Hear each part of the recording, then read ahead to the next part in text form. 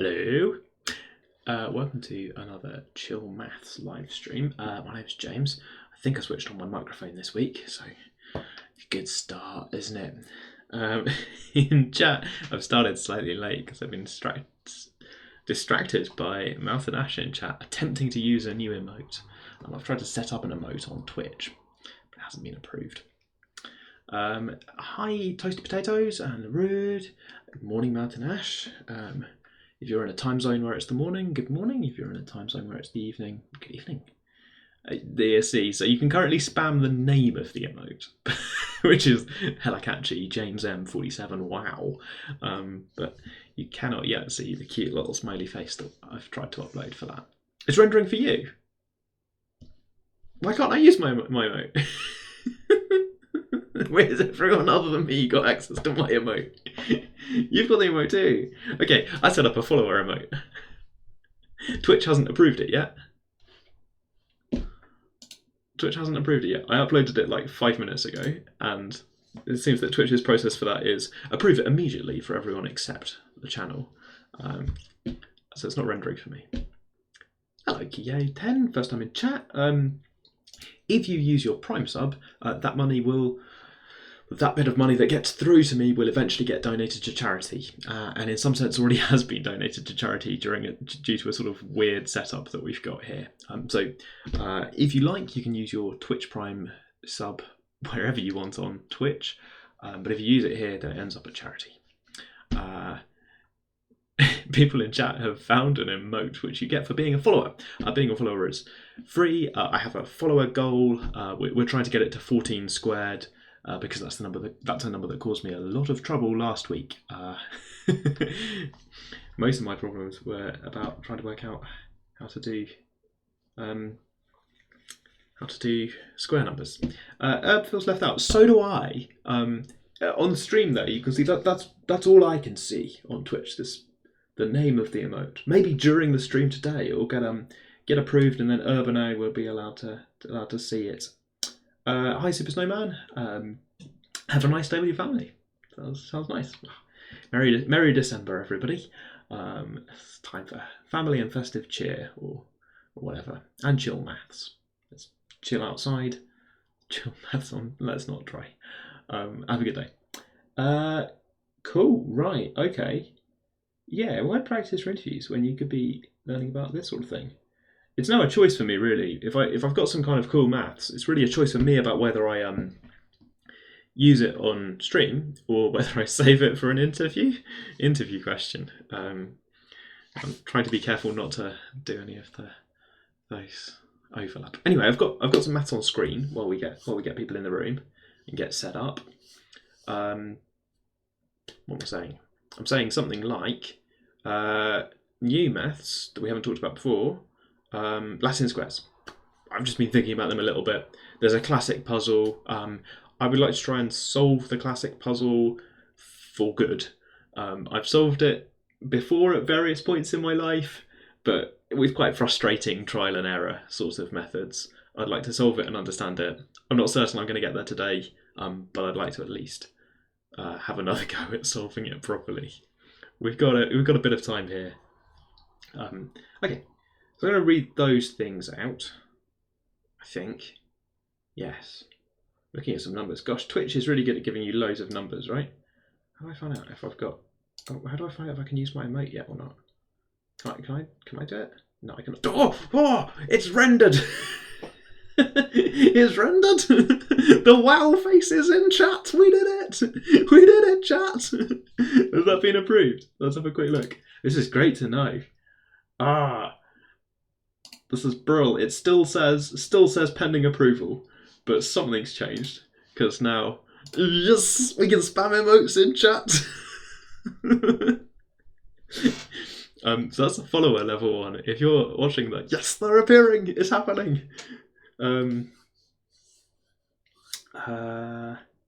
Yeah, good. So welcome, Digert 2007 as well. It's first time in chat, being the first person to use the emote in a way that renders for me as well. Welcome to the stream.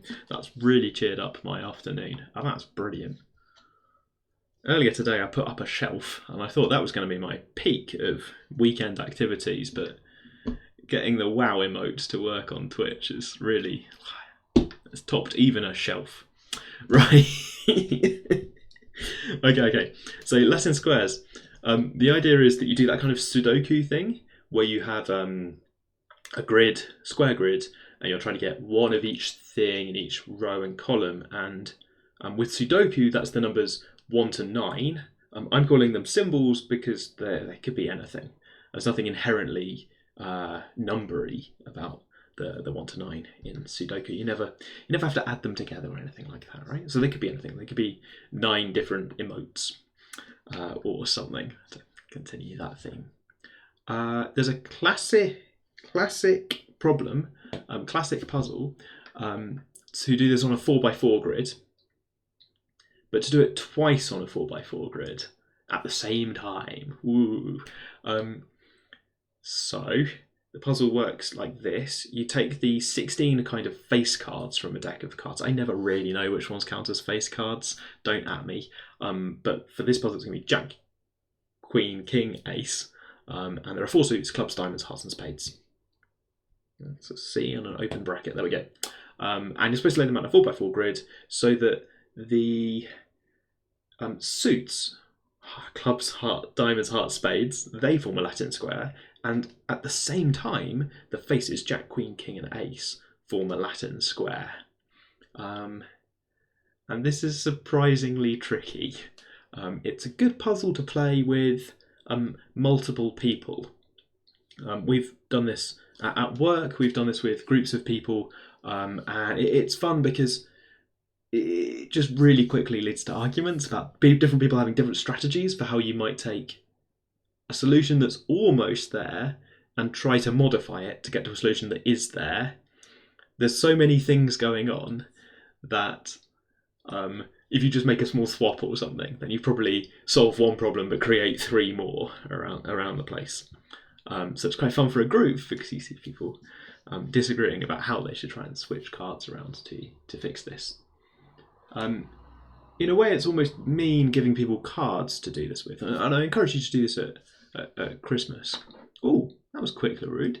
I've no idea how you're going to explain your solution to me. Are you certain that you've got all 16 cards there? Are you certain that all 16 of your cards are different? Because the tempting thing is to just put the Jacks, Queens, Kings, and Aces in diagonal stripes and put the suits in diagonal stripes. So there's a different version of the puzzle that we sometimes give people at work, where instead of suits and faces, we give them saucers and cups. We've got this set of plastic cups and saucers in 4 different colours. So alternative. Let's try and line that up. Actually, we don't go for presentation today. Alternative cups and saucers. And that has the advantage. That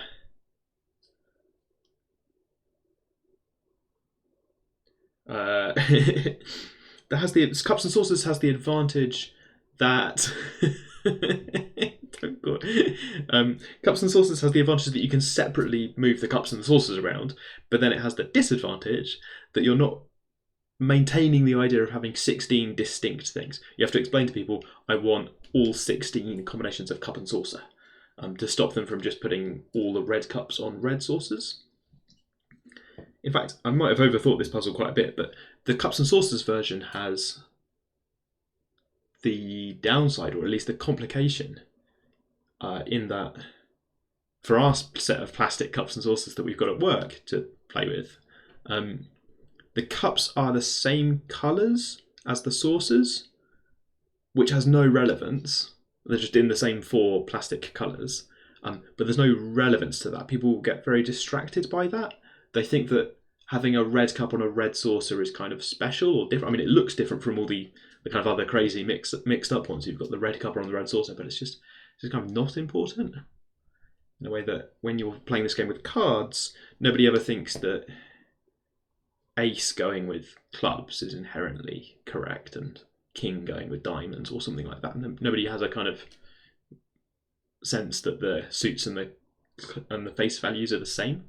Right, I need to fix my wording because I've been called out for saying or in chat. Thank you, chat. I love that we have this interactive thing going on. I've said or, which sounds permissive. I need to not be permissive. Should be a closed bracket there as well. Okay. This should be and in each column. It's restrictive. More rules. Where else have I said or? No row. So this should maybe be a no row nor column. Not a single row nor column has two of the same face or two of the same suit. That all works, I think, because there's a negative. Okay, there's loads of things you're not allowed. You're not allowed to have two red saucers in the same column. You're not allowed to have two clubs in the same row. You're not allowed to have two queens in the same row or two of the blue cups in the same column. There's sort of, depending on your interpretation, the rows and columns need to be one of each thing in two different ways. My strategy for this really is to sort of understand Latin squares first, and then try and use what we've learned for the classic problem. I think I've got a plan. I was trying this out on the back of an envelope the other day, and really my plan here is to try and take the back of the envelope and make it better.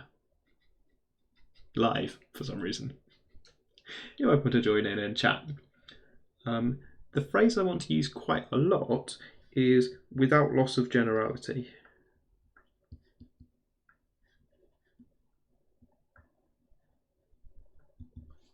Which is quite a technical phrase. So if you're looking for a general solution, or looking for a, what do I want to say here? In some way, there are lots of solutions. In quite a few ways, there are a lot of solutions.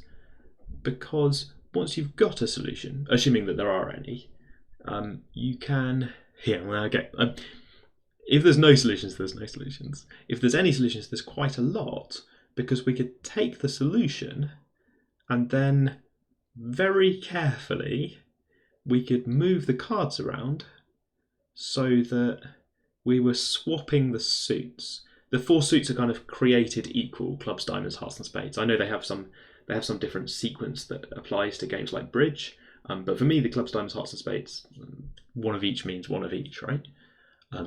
So we could take your solution, where the card in the top left is a club, there's a diamond over there, a heart and a spade.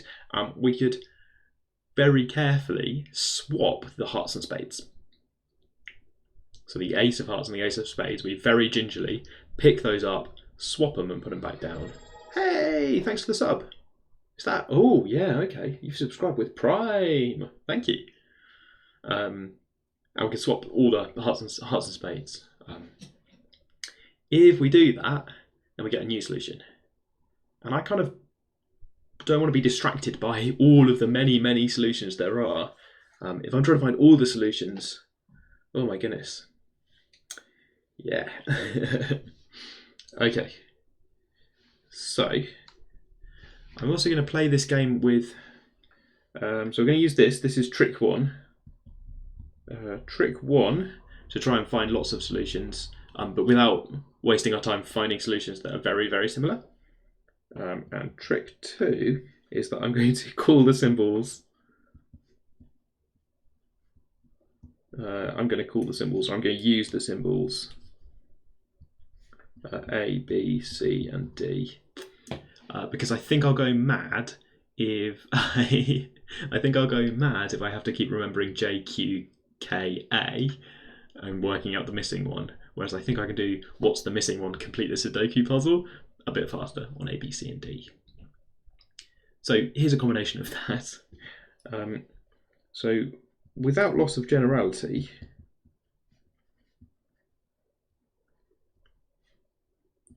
the top row, so we're thinking about Latin squares first. Problem one, Latin squares. The top row reads A, B, C, D. Because why not? Maybe your symbols are actually plus, minus, times, divide, but I'm just going to call those A, B, C, and D. So that's not even rearranging, that's just relabeling. if your Latin square that you've got starts BCAD along the top, then I'm just going to carefully switch all the letters, and then it's a relabeling, I suppose, if you're using ABCD. Yeah, thanks Toasty Potatoes for the mapping from Jeff Bezos's bank account to the Sutton Trust's bank account via the magic of online live streams. Okay, we do better than that. Because I think, and this is going to take a little bit more explaining, also, without loss of generality, the diagonal is all A. So we're looking for, what are we doing? We're looking for Latin squares, but up to change of column order, change of row order, and relabeling. We've already talked about relabeling a bit there. That if you're using different symbols, then please use A, B, C, and D, such that your top row reads A, B, C, and D. So this line of logic is either, you can either read it as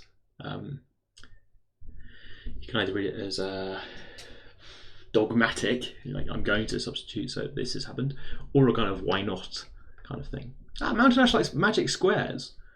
Magic squares have got, oh, my voice wobbled there as if the magic was getting to me. They've got some of the same properties. Louise used the 15 minutes we've been live to find one of these.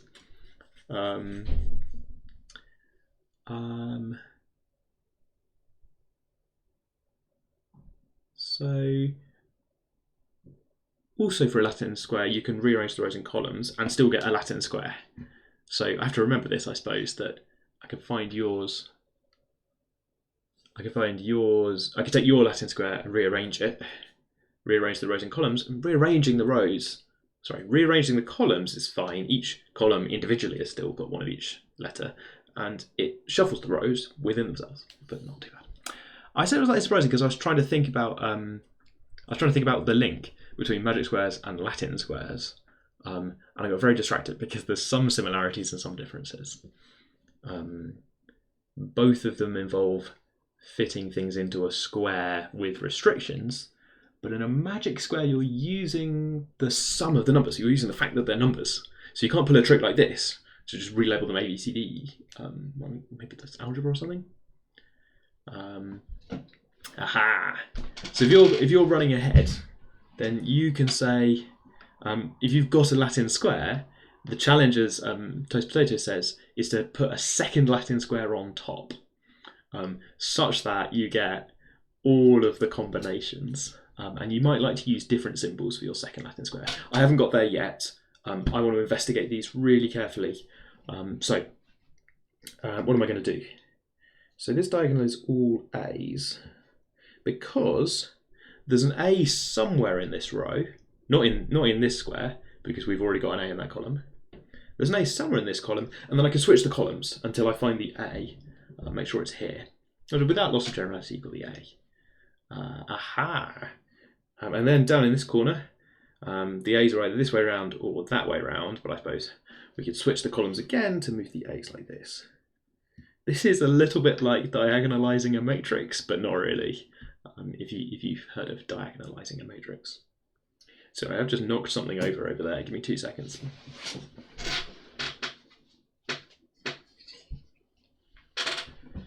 This office is quite messy. Okay. Now, one solution for a Latin square. I know people at home are probably jumping ahead and already trying to fit a second Latin square over the top of this. But one thing that's very tempting is to say, there we go. One thing that's very tempting is to write down this Latin square, right?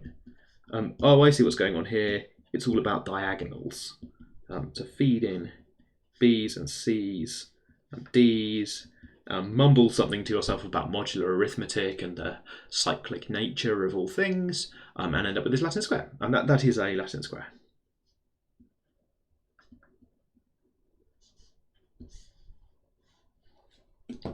Very nice. Yeah, there's LaRue doing some classic mumbling about group theory. Hard question. let's do the 20-second diversion into group theory. In group theory, you get these multiplication tables which have the Latin square property. They have in the multiplication table, every row has got one of each thing, every column has got one of each thing. So for each group, you generate a Latin square. Can you generate all Latin squares like this? I think the answer is no. It's like all Latin squares up to changing the order of the rows and columns and relabeling the items. Yeah, they're called Cayley tables in group theory. So the Cayley table is an example of a Latin square, but can you get all the Latin squares like that? Although I think the place I'm going to is going to be highly relevant, perhaps, that there is another group of order 4. Sure. So your homomorphisms might change the order of columns or rows or something like that. But it's not clear they can It's not clear that they can do the kind of structural stuff that Latin squares do. Let me demonstrate, because I jumped a lot here to get down to this. Question that I hope you agree I haven't answered yet. So I'm not saying it's hard or easy or that you know the answer or that you don't. I'm just saying, hope you agree that I haven't answered this yet. Is every Latin square of 4x4 like this one, up to rearranging the rows and columns and relabeling the items? Rotate it. Whoa, I hadn't thought about rotations. Gosh, I love this stream. And then you're going to tell me that that's different? Okay, so let's do the rotation. Who said rotate it? Neutrino in chat. I guess you mean 90 degrees, because it's not interesting if you rotate it more like 180 degrees. So I actually think this question is a little bit difficult, but no, not A, B. I said all that stuff about using A, B, C, and D. Is that the same? So is this Latin square the same? Not obvious, I think. Can I rearrange the rows and columns and do a relabeling to turn it into the other one? So for example, if I change the order of the columns, I can get this. If I move this last column first shall be BC, and then move this one down here, AB, CD, and then I'll take this one last, BCDA. So that's me rearranging the columns to try and get this thing. And I don't want a D here, do I? I want DABC, so this must have been BCDA, yeah, last one.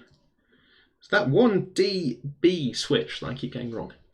And then if I relabel, so this is reorder, and then relabel, I get A, and then I'll call this B instead of D. I'll do the DB switch for real. And then I'll keep this as C, and I'm doing the DB switch. So these become Ds. Now relabeling is really hard, right? It looks like I'm making a mistake. It looks like I'm doing the typo where I write the wrong letter. But if you do it consistently, then you can discover, I think. So what have I done? I've reorganized the columns to undo the rotation by reordering things so those A's go down the diagonal. Might have been a faster way to do this. A, B, and then A, B. Yeah, so there's always a B underneath. And this one over here is the same thing as if you'd done a flip a reflection in the long diagonal. So that's not different either because you can relabel. So, so this is a question, and the answer is no. It's this. Oh, yes, it is the same. Sorry. Yep, that's kind of the same up to these things just off the top of the screen here. Up to change of column order, change of row order, and relabeling. These two are the same. They don't really look the same because the diagonals are all the other way around. Hard question, are there any more?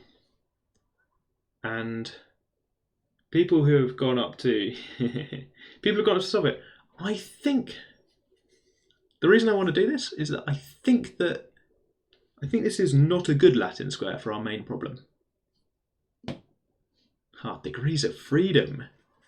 How many degrees of freedom? It kind of depends. The decision tree is weirdly branching. Sometimes you put a letter in and that fixes stuff. So in this half-finished Latin square up here, in this half-finished one, if I put a B here, then I can finish off the column, and I can put a C here, and I could probably finish and Sudoku my way around the rest. If I put a D here, then I can't, because there are two solutions. So this degree of freedom thing is surprisingly weird. It sort of depends which symbol. Once you've got some in there. Yeah, okay, so reflection. Using... okay. Using that original Latin square. Oh, so using that one, you've got a full solution. Oh, okay. Let me quickly think. Where am I going with this? I think I'd like to find all possible solutions. So I think it's still worth me... hammering on to try and find other Latin squares in case they're useful. Okay. So, in particular, you could take your solution. Your solution has a Latin square. So talking to Laroude, who says they've got a solution. I can't remember if anybody else in chat already said they had a solution, but hey. If you've got a solution, you could extract from it, thinking in suits and face values, you could extract from it the suits and extract from it the face values. That gives you two Latin squares. Hard question, are they the same or are they distinct Latin squares? Maybe they're the same, but rotated and shuffled around. Obviously you don't want literally the same Latin square because the diagonals will coincide and your hearts will all be aces and your clubs will all be... Don't do that.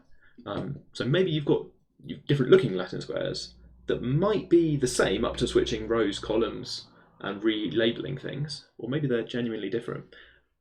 And if they're genuinely different, then we've got a question on our hands of how many of these things are there. Okay.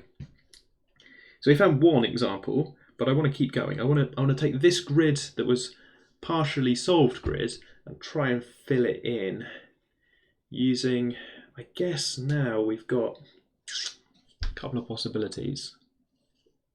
The same but with some rows swapped. Interesting. Okay. Pull it apart. Should say, when I've seen people do this with the teacups, saucers and teacups, they usually start by laying out the saucers in exactly this pattern. It seems to be the one that people think of. And then having laid out the saucers in exactly this pattern, and then putting the cups on top, which feels like the game people are playing at the moment to try and find a second Latin square to superpose for the cups. I'm going to switch between thinking about cups and saucers versus thinking about cards. Sorry. The cups and saucers is a helpful analogy because it lets you separate them vertically and then shuffle them around independently. The cards are helpful for reminding yourself that you need all of the 16 combinations. I know it's confusing that I jump around between different interpretations of puzzles. We had this for the egg puzzle a few weeks ago, right? That I was jumping around between navigating on a maze versus moving eggs in physical space versus, I don't know, now we're in a museum in a weird tetrahedron. But having different attacks for the problem is pretty good. Hey, Next Nacer. How's it going? We're doing Latin squares. Let me what? I think I've updated the what command. I have. We're investigating Latin squares. We're looking at 4x4 Latin squares. We're trying to find all of them, up to rearranging the columns, rearranging the rows, and, this is tricky, relabeling all of the items in your Latin square. Chess club? You're going to do both. We're clashing with chess. What's it called? Counter streaming, I think. Do people say that? Is that a phrase that I've picked up from Twitch? Counter streaming. Yeah. Okay. So far we have A, B, C, D along the top because why not? And we have A down here by rearranging rows and columns. So I think the best place to look next is have over here. There's like a binary possibility. When you're solving Sudokus, these kind of binary possibilities are good because there's not too many things to keep track of. Good. So I guess we can do either CD or A. Oh no. Not 4 A's. Oh no. Oh no. DC. And then try and Sudoku our way through. Sudoku. Please no, Sack. Please no. Sudoku, right? Because then this one on the left, I'll put a box around the decision. This one on the left, you can like really Sudoku it to try and like solve the rest of the grid, which is sort of fun. A, B, C, D, D, C, B, C. I think I did it. I think I did it. Which, how do I feel about this? It's a thing. One of the problems I'm going to have here is that there's a symmetry left over, which is something like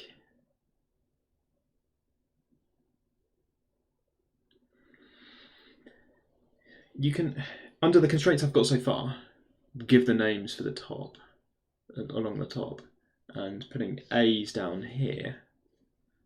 There's still I still haven't quite locked it down because you could move, you could rearrange the rows and columns in such a way that kept the A's on the diagonal and then relabel the top row.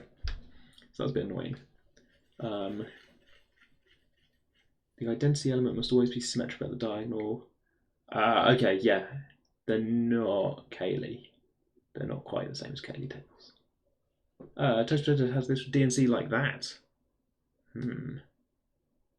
Have a solution by putting A in one diagonal and D on the other. Oh yeah, the crissy-crossy diagonals. We're about to discover that over here, maybe? The crissy-crossy we're coming up with names for them, it's fun. But you shouldn't come up with names for them until you've decided whether they're the same as each other or not. An A and a D diagonal. Okay. I think I need to Sudoku this one a little bit more because I've got a couple of possibilities. Can I infer anything from this? I'm not sure I can actually. So maybe this is quite a weak pivot. What do they call it in Sudoku? When you've got like a binary thing to look. Crissy-crossy. Yeah, I know, Zoe. This is very susceptible to the kind of computer search that I know you can do. It's very brute forceable. What is it? 16 to the 4? 16 to 4 is not that big. And we're breaking down, the maths at the moment is breaking down into pretty case-based stuff. Like I think I'm splitting this case up as well. I think I'm splitting it to say this is either A, B, C, D. Where shall I split it next? So 2 cases for 2 possibilities. Let's look at these 2, I guess, because I'm interested in this crissy-crossy one. What am I doing? We've now decided that we've got this choice. I've got 2 cases. These 2 are, oh gosh, so this letter here is either B or it's D. And if it's B, then we get a C here, and then B, and then C, D. God, it'd be fun if some of these didn't work, wouldn't it? That would be very nice. And what's this? Is this still not? No, this is now going to collapse down nicely. No, still not collapsed. It's still not collapsed. So we've got B's and C's that could go either way around. So in your crissy-crossy solution, so even in the crissy-crossy solution, with A's on one diagonal, D's on the other diagonal, it currently looks like you've got a choice about whether you go B's in the top corner like that, B's in the lower corner like that, or if you go round and round,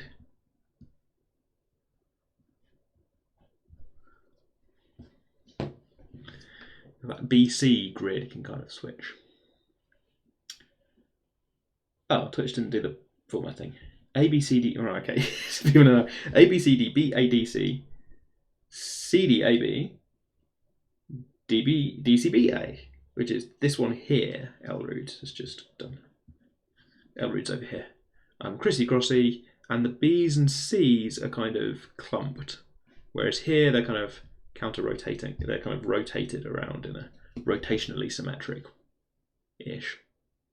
Is that what I want to say? No, because they've both got 180 degree symmetries on the rotation. B's are evenly spaced. You have the one next to, so toast potatoes. It's over here. So I would like to decide if herb is over here as well. I'd like to decide if these are the same. Akul thinks that these two are distinct, which would be good. It's surprisingly hard to decide. So what can we do?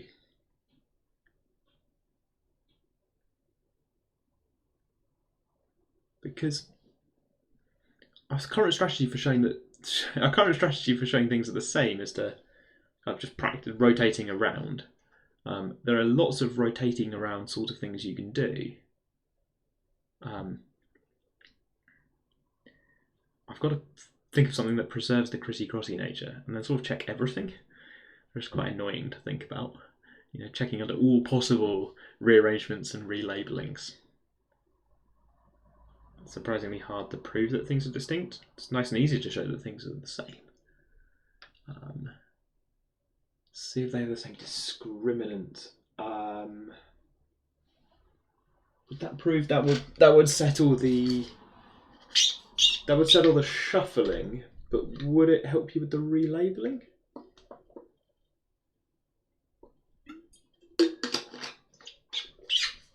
I get where you're coming from. Matrices under rearranging rows and columns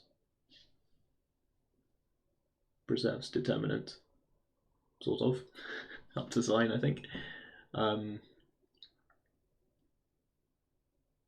Yeah, so determinant is preserved up to plus and minus sign by changing rows and columns. The relabeling is a bit awkward.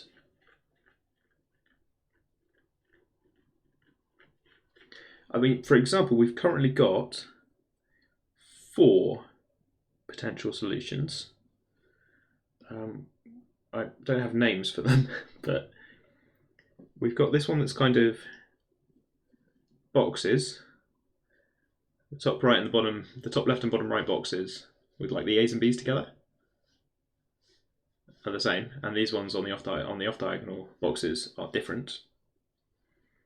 We've got this one, which is diagonals. So this is like rainbow stripes or something. If you imagine the letters are different colours, you get nice rainbow diagonals on that one. Maybe diagonals would be a more serious. You're saying rainbows aren't serious. Right, okay. It's my stream. Chill maths. I'm calling them rainbows. We've got rainbows, we've got sort of wonky boxes. I've decided not to be serious. And then down here we've got crisscross,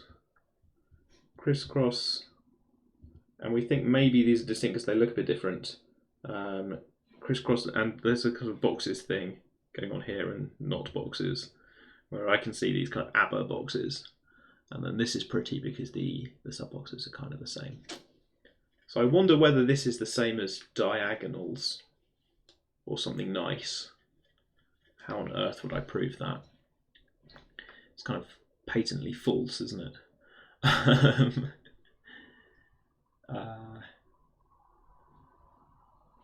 Is it diagonals but switched the other way around? No.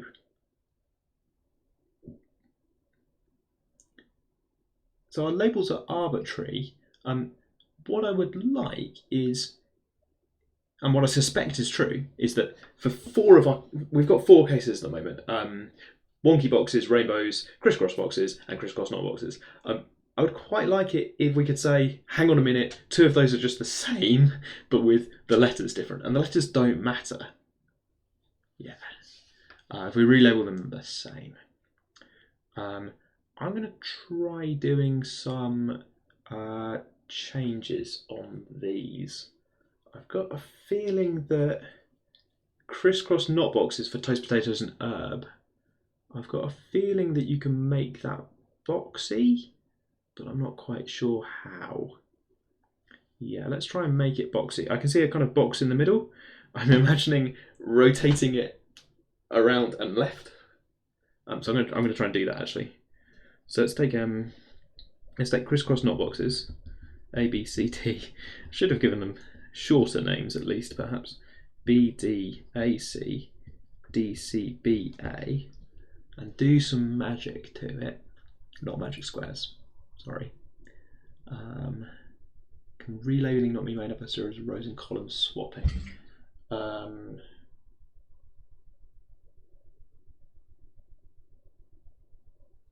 Hard question, thanks. So in general, that's not how this works, because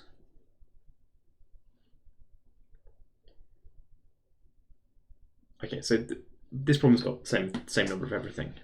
No, I should stick to this problem.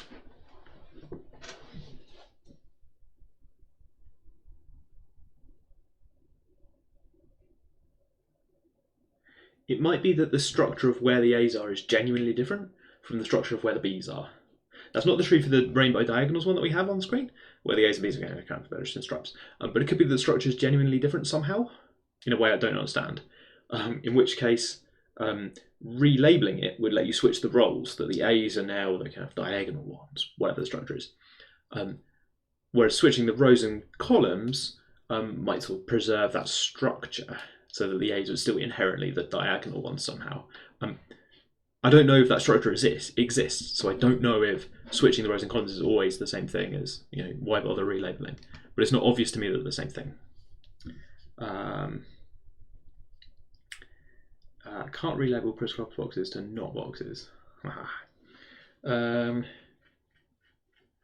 don't know what I'm going to do with this. Oh no, I do. Okay, so I'm going to try and rotate around. So if I rotate around so that I kind of move this column to the end and then move the row down, then, which does make sense, I promise. CBA, then I can get something like this, which is, oh gosh, what's that? That is crisscross boxes, I think. Because I did it in slow motion. I've done it way too fast. So here's the not boxes one on the right. I'm going to move that row down. CADB, BDAC, DCBA, ABCD, and then I'm going to move that column. Which way am I rotating the columns? What am I doing? I'm going to move this column to the end to get ADBC, DACB, CBAD, BCDA. And then I recognise this, so then relabel. D change to B, B change to C, C change to D, and you get A, B, C, D. Oh my goodness.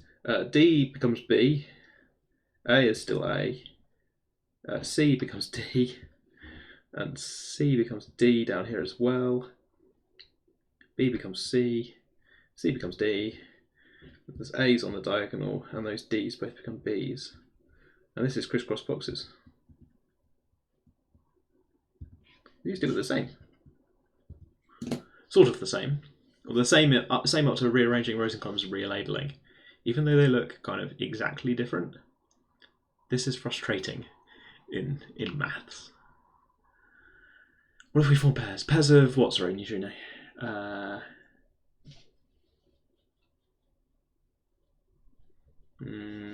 Yeah, sorry. I always like that, right? You leave, you come back. Some chill maths has happened. Something impossible has occurred. I'm surprised too. Not clear that I haven't made a mistake, but hey, it's a Sunday, and I can make mistakes. Okay, so we're down to 3. My suspicion is that there are 2, and I would like wonky boxes to turn into one of the ones down there. My trick for these is to spot a kind of square pattern and try and exploit that. To try, like, the square grid stuff is nice, the A's and B's. And what do I want? I want the fact that if you rotate, so maybe if you rotate this one to get the D's on the diagonal, then something else happens. Let's give it a spin. Let's give it a spin, see what happens. I don't love having the C's there. Let's give it a spin. Oh, you're building a PC. Sounds fun. Have fun building a PC. I had to do that a couple of years ago, and now don't have to think about it ever again. There's a question. A cool person says, I think the bottom left corner is different. Oh yeah. What have I got? That's not crisscross boxes. Correct. You're correct. Thank you, Akul. No, thanks a lot. Yeah. No. Akul wins a small prize. I don't know what the prize is, but one, like, what's the smallest unit of, like, I don't know. Oh, yeah, okay. Good point. That is not crisscross boxes. I got too excited. This bottom corner here is wonky. It's not lined up with this crisscross. It doesn't have a crisscross. This is wonky boxes. From off the top of the screen. We've just got this ABBA corner. But these CDs, the D diagonal gets interrupted. Ah, phew, okay. Oh, good. The thing that you thought was impossible, actually possible. Turns out I'm wrong. Thanks, Akul. Woof. Cool, okay, this is good news because it means I can get wonky boxes off the screen. We're down to 3 remaining contenders. Crisscross boxes, which I've got quite attached to. Crisscross not boxes, which has turned out to be the same thing as something called wonky boxes, which is now gone. I've lost all interest in this. Draw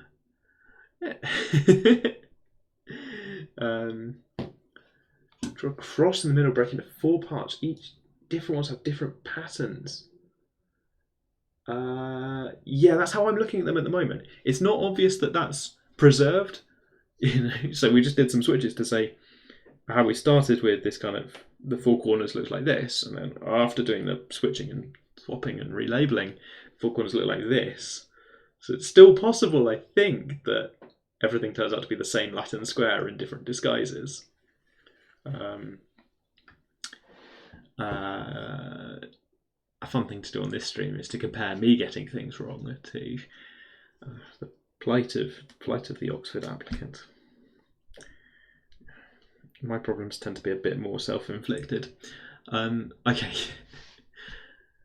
still want to try and get crisscross boxes to look more like something, you know?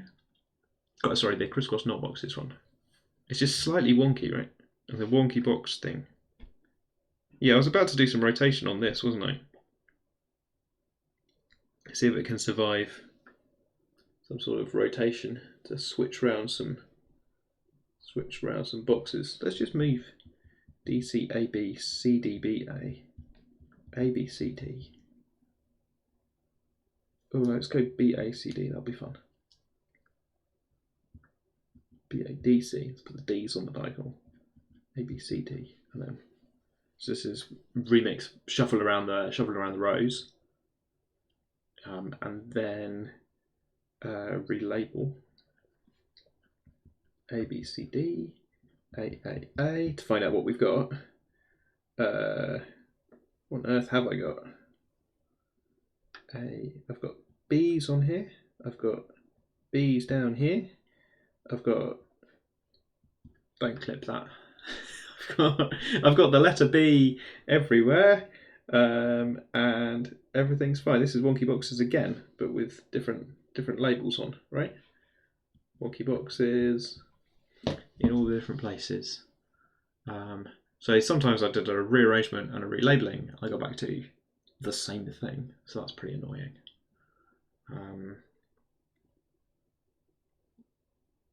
Let's try one more. How much do I believe in Wonky Boxes? I don't love Wonky Boxes. It feels to me like it's something in disguise. Crisscross boxes, beautiful, lovely. I like this a lot with the pairs and the sort of separate stuff going on. Wonky Boxes, not doing it for me. Not interested. Want it to be better. Just want it to be better. Let's spin it again. Let's spin it again. So I've got this move that I'm thinking of as spin, where I take the lower right corner, copy it out to the top, and this is like moving a row down and then a column across. But another way to do it is to just imagine that you copy out the bottom right corner and infer from the rules what the other thing is. What on earth is that? Oh, I've got to relabel it, haven't I? So read off what we've got. So these D's, it's better not be Wonky Boxes. Come on, be a sensible relabeling. It's the DB swap. It's time for the DB swap. Oh, it's cross diagonals. Cross diagonals. That's pretty good. It's a good start. It's a good start. Am I turning it back into not boxes? Is that what my life has become? I think we're turning it back into not boxes. Chat, I'm really losing it. What are we doing? Who am I? Where am I? Yes, after great effort, I've turned it back into crisscross not boxes.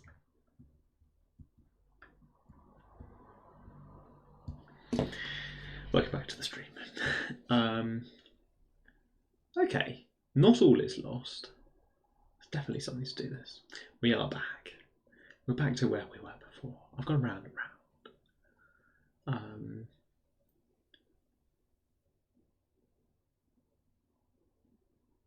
I still think that two of these are the same. I'm going to write out my candidates just to set this as a kind of, I guess, maybe homework as we come up to 3 o'clock. Okay, so I'm going to try and copy these out. We've got the nicest one, which is the kind of rainbow diagonal one. If you see letters as colours, then you can see this beautiful rainbow structure, I guess. And then we've got some that I like a lot less. Well, it's very tempting to write them like that. They've got D on the diagonals like this. And maybe I've overstated how much I dislike them. They're fine. And they've got B's and C's around here, either paired up like this with the A's, or not like that.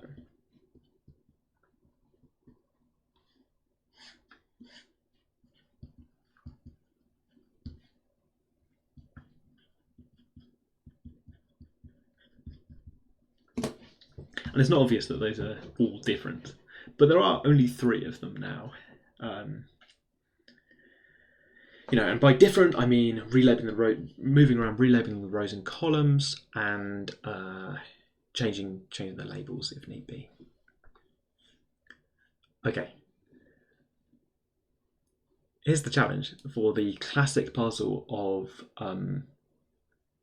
doing this with suits and face values simultaneously, is that rearranging of the rows and columns doesn't work on both at once. As you rearrange the rows and columns, you rearrange the suits, but you also rearrange the face values. So you might try and arrange your solution very nicely so that the suits formed these beautiful rainbow diagonals. But there's nothing to say that your face values will form any of these 3 lovely patterns. In fact, they definitely won't if you've got an actual solution, because reading down this diagonal, they would all match. You're supposed to use 16 different cards. So this plan of setting them up to have a very tidy Latin square maybe underneath, and then a very messy Latin square on top. The one on top might be similar to the one of these three. In fact, I think we know that the Latin square on top is similar to one of these three. These are the three possibilities. Maybe only two. But might not be presented just like this. And something I really like about the puzzle actually is the way that this classic puzzle with 16 cards, it's the way that all of the kind of beautiful shuffling and solving and simplifying only works for one of the Latin squares at once. That thing that I tried to explain where people trying to solve it by moving things, where as they move things there's all changing both Latin squares at the same time. So that's a thing. Okay. Do I do anything teaching at Oxford? Yeah, I teach just a little bit. I do some tutorials for New College. I teach maths students. There are 6 maths students and 1 maths and philosophy student at New College, and I see them for half an hour a week this term. I'm seeing them for 1 hour a week next term. So there's really not very much teaching for each of them. And that's in applied maths kind of courses. That's sort of a second job. My main job is admissions and outreach in the department, and then as a kind of my side hustle or something, I've got a little bit of college teaching. I don't do any department teaching, so University of Oxford has also got lectures and things for all of the students. I don't do any of that in the formal sense. I occasionally do talks about outreach or something. I'm the person they get in not to teach people maths in general, but soft skills or something. How do you do a presentation to a large group of people? I occasionally do that for students in general. That's the only time I mention it, because the only time I really get into the lecture room. Okay.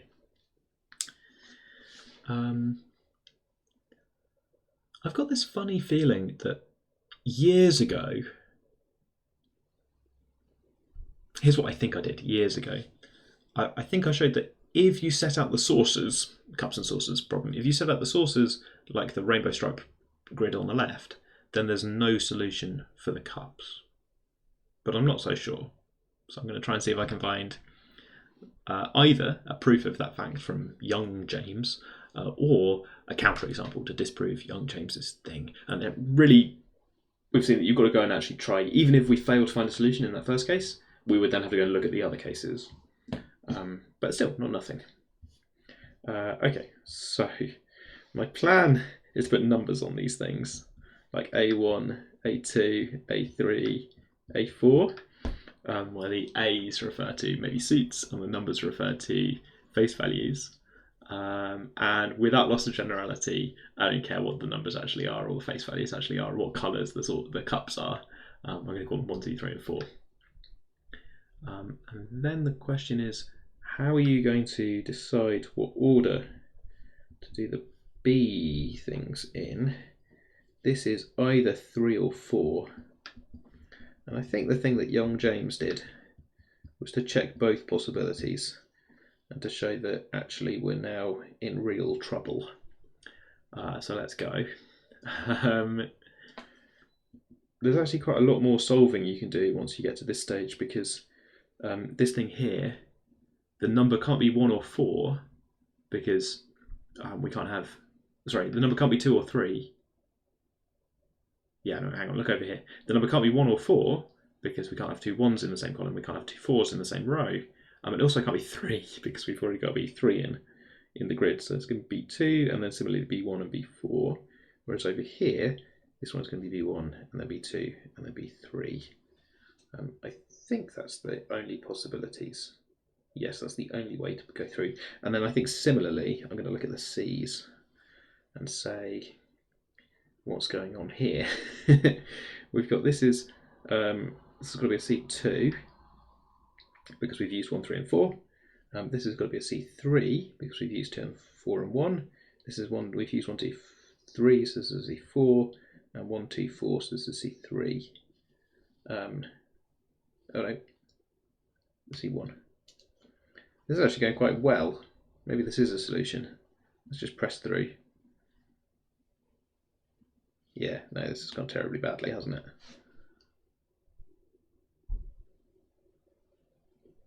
Yeah, I think this one's about to fail. There's a technique called X-Wing for solving this. Ooh. I think I want to learn about that in a minute. I'm just going to press through to show how this might go wrong. This will be D4. Yes, and then this is like 1. What number is this? This can't be anything. So this has somehow gone really, really wrong. And over here, 1, 4, 3. So this is 2. This is a 3. This is then 1, 2, 3, 4. This is not worked at all. So I think there is no solution. So I think what that shows is that if you have a solution with these 16 cards, then neither the faces nor the suits form the rainbow type of Latin square. I think, let me just follow this through again.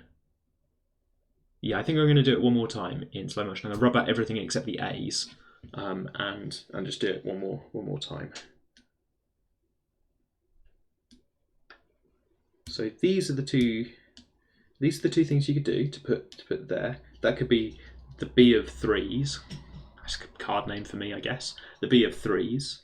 Or it could be the B of 4s. It can't be the B of 1s, it can't be the B of 2s. I've decided to use this rainbow structure for the letters. Letters and numbers.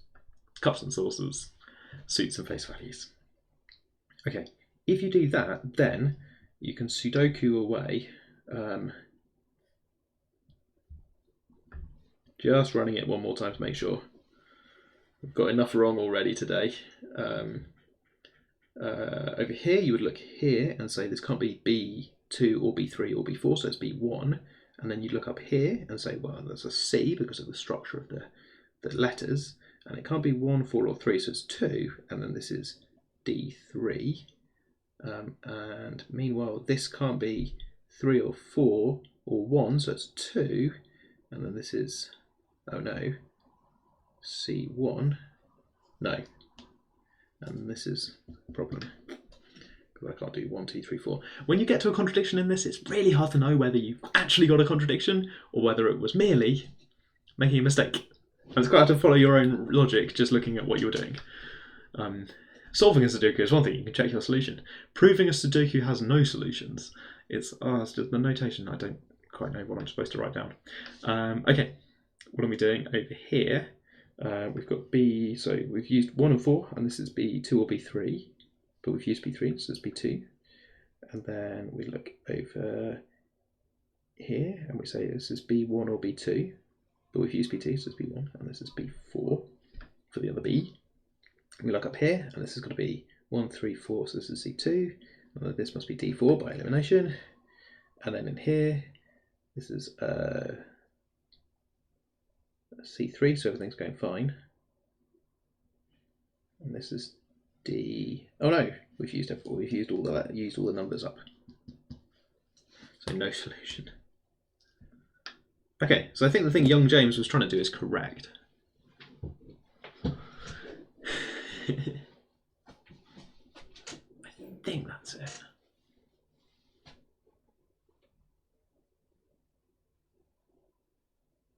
Ooh, trying all the possible permutations of B, C, D on the first column. When you say those 4 are the only solutions, 2 of them turn out to be the same. But yes, I don't think there are more solutions. I tried to do it systematically in my own way of picking cells to fill in. I put boxes around them. The way I got to 4 solutions was you get a choice about what to put in. I don't know why I did this, but I looked at the second column and then I looked at the second row. So I looked at this C and D down over here,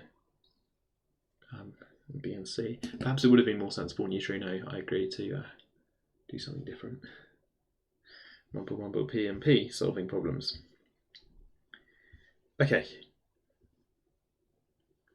So tough question then is to solve C, B, D, but it doesn't follow through. Okay.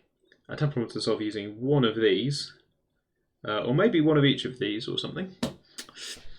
One for the letters, one for the numbers. Shuffle them around a bit so they don't agree too much, and then piece them together. And that's solution time. Okay, 3 o'clock. If you've been looking at the screen for an hour, don't forget to stop looking at the screen for a bit. I'm going to drink some water. What am I going to do? I've got a sort of plan. Hey, there we go.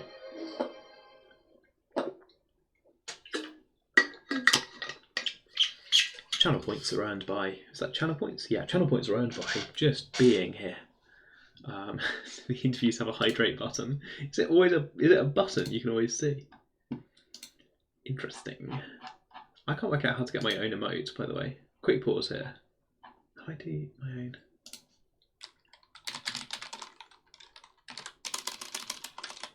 I just can't work it out. Redeem, hydrate, and substitute for a cup of tea and or mince pie. There should be a cup of tea redemption. Oh. Cool. Quick reminder at the break here. This stream is for charity in some sense, and we have an unofficial Discord, which is set up by someone watching the stream last week. And if you'd like to join an unofficial Discord to talk about these problems, for example, are those three all different? Is a follow-up question, and can you find me some solutions to the cards problem? Bonus points if you lay it out with actual cards. I'd be very interested to see either of those. Okay, cool. Quick other directions you might take this. So, other directions. I've been trying to think about extensions to problems, to try and think about how to make problems harder and do sort of follow-ups. So there's some directions you might take this to go and look for n by n Latin squares. Maybe some sort of brute force thing to find them, and then some complicated search or brute force search to check which ones are the same as each other. Something I've just started thinking about. Yeah, it's a Latin cube. I haven't Googled it, I haven't looked it up, so it's possible that someone else has thought of this before. And actually, the sequencing here, LaRue said it before me. Somebody else has said it before. 10 seconds in chat. So Latin cube would need to be something like 1, 2, 2, 1, 2, 1, 1, 2 in a kind of cube shape. So it'll be a 2 by 2 by 2 cube, such that each row, column, and what's the other direction?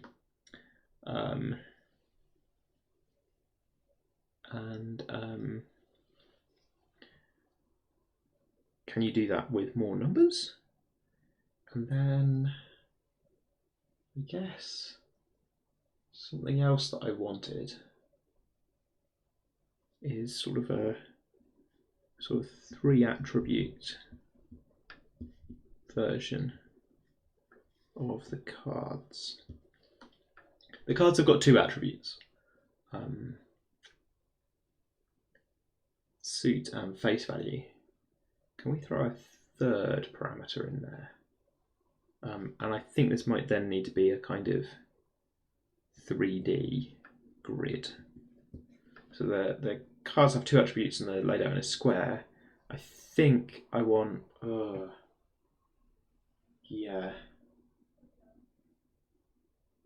think if there's 3 attributes, then there are 4 to the 3 cards. So a natural place to store them is in a kind of cube, 4 by 4 by 4 cube, and I think I want each of the attributes to form a Latin cube. I think that's what I want. Can I do that with attributes that are binary first? So this is 8 cards. Yeah, probably. Not right now. Is there a Latin Rubik's Cube variant? I don't know.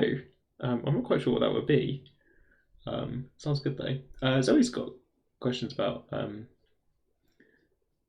research and postgrad stuff. So I didn't do any postgrad stuff other than I did a PhD, or which is sometimes called a DPhil, except mine was called a PhD, which involved being stuck on the same problem for a long time, but solving kind of small bits and pieces. I can show you, I've got it here. I sort of plan to show people at some point when I eventually run out of content, right? The ultimate content is perhaps the thing that I spent ages writing. Let's go. Oh, look how quick that was to get up. So fast. Let's go single page, please. Good night. So, stuff I did in research would be, for example, to have a problem that I'm trying to solve. So maybe I've reduced it to some sort of differential equation, and then I'm spending a lot of time trying to analyse the differential equation. So I'm trying to work out what on earth I'm going to do to this. And this one is it turns out, is a nonlinear second order differential equation, which can be solved exactly like this. And there's quite a lot of stuff hiding in there that's just not very interesting to the reader, which is why I haven't put it in. But oh my goodness, sort of some stuff.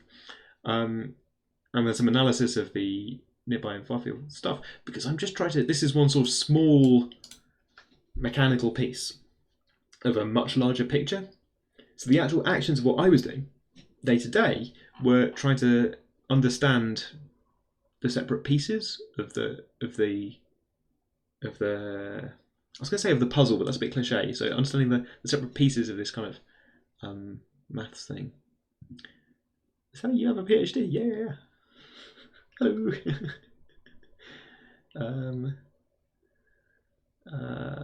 Right. Wood. So I know you're talking to each other. Right, good. Hello. I thought I was surprised someone being a doctor, which is some analysis stuff, but all of this kind of happened quite slowly. A lot of the larger ideas. So here's a good diagram. Find a good diagram. Nope, not that one. I said a good diagram. Definitely not that one. Reading other people's papers is really important. I spent a lot of time looking at some work done by someone called Billingham, which I'm referencing here, rather than inferring the Stokes' strength from the numerical solution. So doing something slightly different, but trying to understand how their solution works. If you joined for the Quintic Quest at all, I spent a lot of time on this Twitch channel trying to understand some lecture notes, and a lot of research is like that as well, trying to understand something clever that somebody else has done. All agree with 4.24, that's good, isn't it? And then trying to do something slightly different. That is a good number. Log 16 minus Euler gamma. The only annoying thing was I had to call it Euler subscript E subscript gamma, because I was already using gamma for everything else. Good. Yes.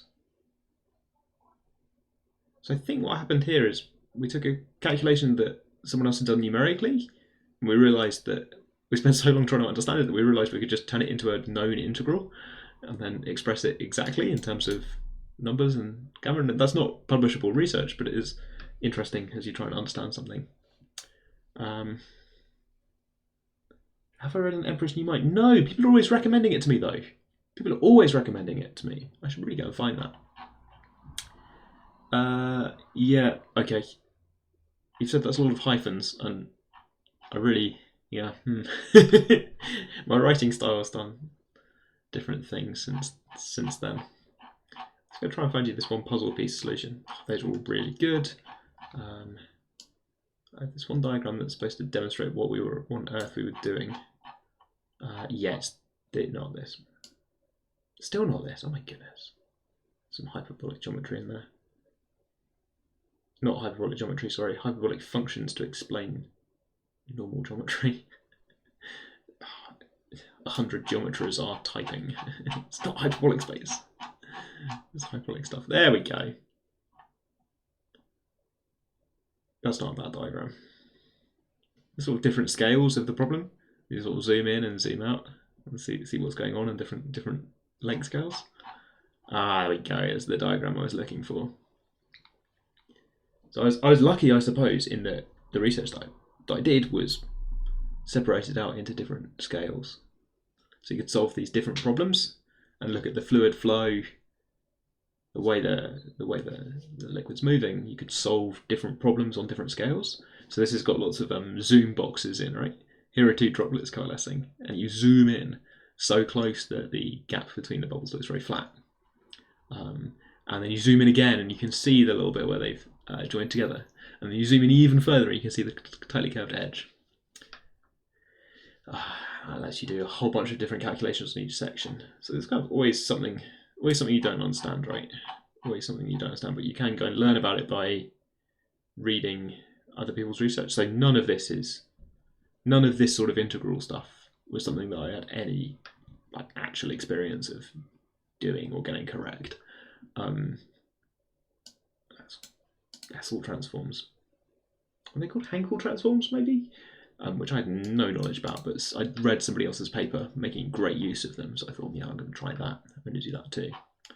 And they worked really well. I have an appendix in this, which is just, so some stuff is too boring even to go in the thesis proper, and ended up in a whole bunch of appendix notes. And some of the appendices that I've got are just hideous calculations, where this is not interesting. It's just a whole bunch of asymptotics. So the appendix is extraordinarily dense because it's just going to tell you some expressions that aren't interesting, but I have to put them somewhere. But if you put them in the text gets even worse. Oh my goodness. I should still have tried harder to make this in any sense legible. I'm always telling my students to write more words. This is a terrible, terrible sentence. Look at this sentence. Similarly, the pressure P is similar to this integral, blah, blah, blah, blah, blah, blah, blah, full stop. So, it's not a sentence. You can't do that. It doesn't make any sense at all. Good. Would I recommend doing a PhD? Yeah, I think so. If you're thinking about doing some maths research, then I think a good way to do it is to get into undergraduate PhD. I didn't like all of the experience of doing a PhD, but I liked enough of it, I think. Okay, my plan for the next 20 minutes or whatever it is on this chill math stream was to do a kind of review of 23. It's not the end of 2023, but we just finished the Mat live stream. So I thought a slightly mad thing to do would be to review content. So I'm going to park Latin squares, 3 attribute cards. I'm a little bit tempted, having said I'll park it, a little bit tempted by this 2x2 thing. So the attributes would be like this, and then can you arrange them so that, oh no, that's one of each in each row and column, not with 2x2, because you can't even do 2 attributes to things. Is that true? Yeah. So if you're trying to do cards, if you've got 4 cards, the Ace of Hearts, the King of Hearts, the Ace of Diamonds, the King of Diamonds, and you want to do the thing that we've been doing, then you have to put the King of Diamonds next to, oh, that's on a heart. You have to put the King of Diamonds next to the Ace of Hearts, and you also have to put the King of Diamonds under the Ace of Hearts. So this is no solutions for 2x2 card problem. That's kind of interesting. No solutions to the 2x2 card problem, because one of each in each row and column means that you end up putting the same card next to you and below. Maths wrapped. Yeah, I recently got my Spotify wrapped, and we're not talking about that. Okay, so I've never thought about that direction either. Okay, another direction. It's like 3x3 cards. So you get the ace. Let's go King, Queen, Jack or something. King, Queen, Jack in hearts, diamonds, and spades. There we go. that possible or impossible? I've got a feeling that's impossible. I'll leave that as homework, I think. The classic problem is 4x4, possibly because 2x2 and 3x3 are unstoppable. Sure. Possibly. Or possibly because cards come in fours. This is the gleeful thing that either it's tradition, the problem's been set like that for traditional reasons about how packs of cards look, or because it's the first interesting case. We can find out which by analysing the 3x3 case, right? If it's got solutions, then we can say, it's a traditional thing. And if it's not, then we can say, and it's also the first interesting case. 50 genres, I still don't know what the fourth means. Oh, LaRue's got a solution for the 1x1 case. It's the ace of spades. The ace of spades. It's the ace of spades. Good, right, okay, maths wrapped. I've got a board for this. Hi, Super Snowman. Latin squares. I'll put a what in chat. I was the ace of hearts, but relabeling the ace of spades. So Latin squares look like that. We've got some ideas about doing a kind of classic puzzle, which I'll put on screen briefly for you to read while I try and set up the next thing. There's the classic puzzle in my quite illegible handwriting, sorry.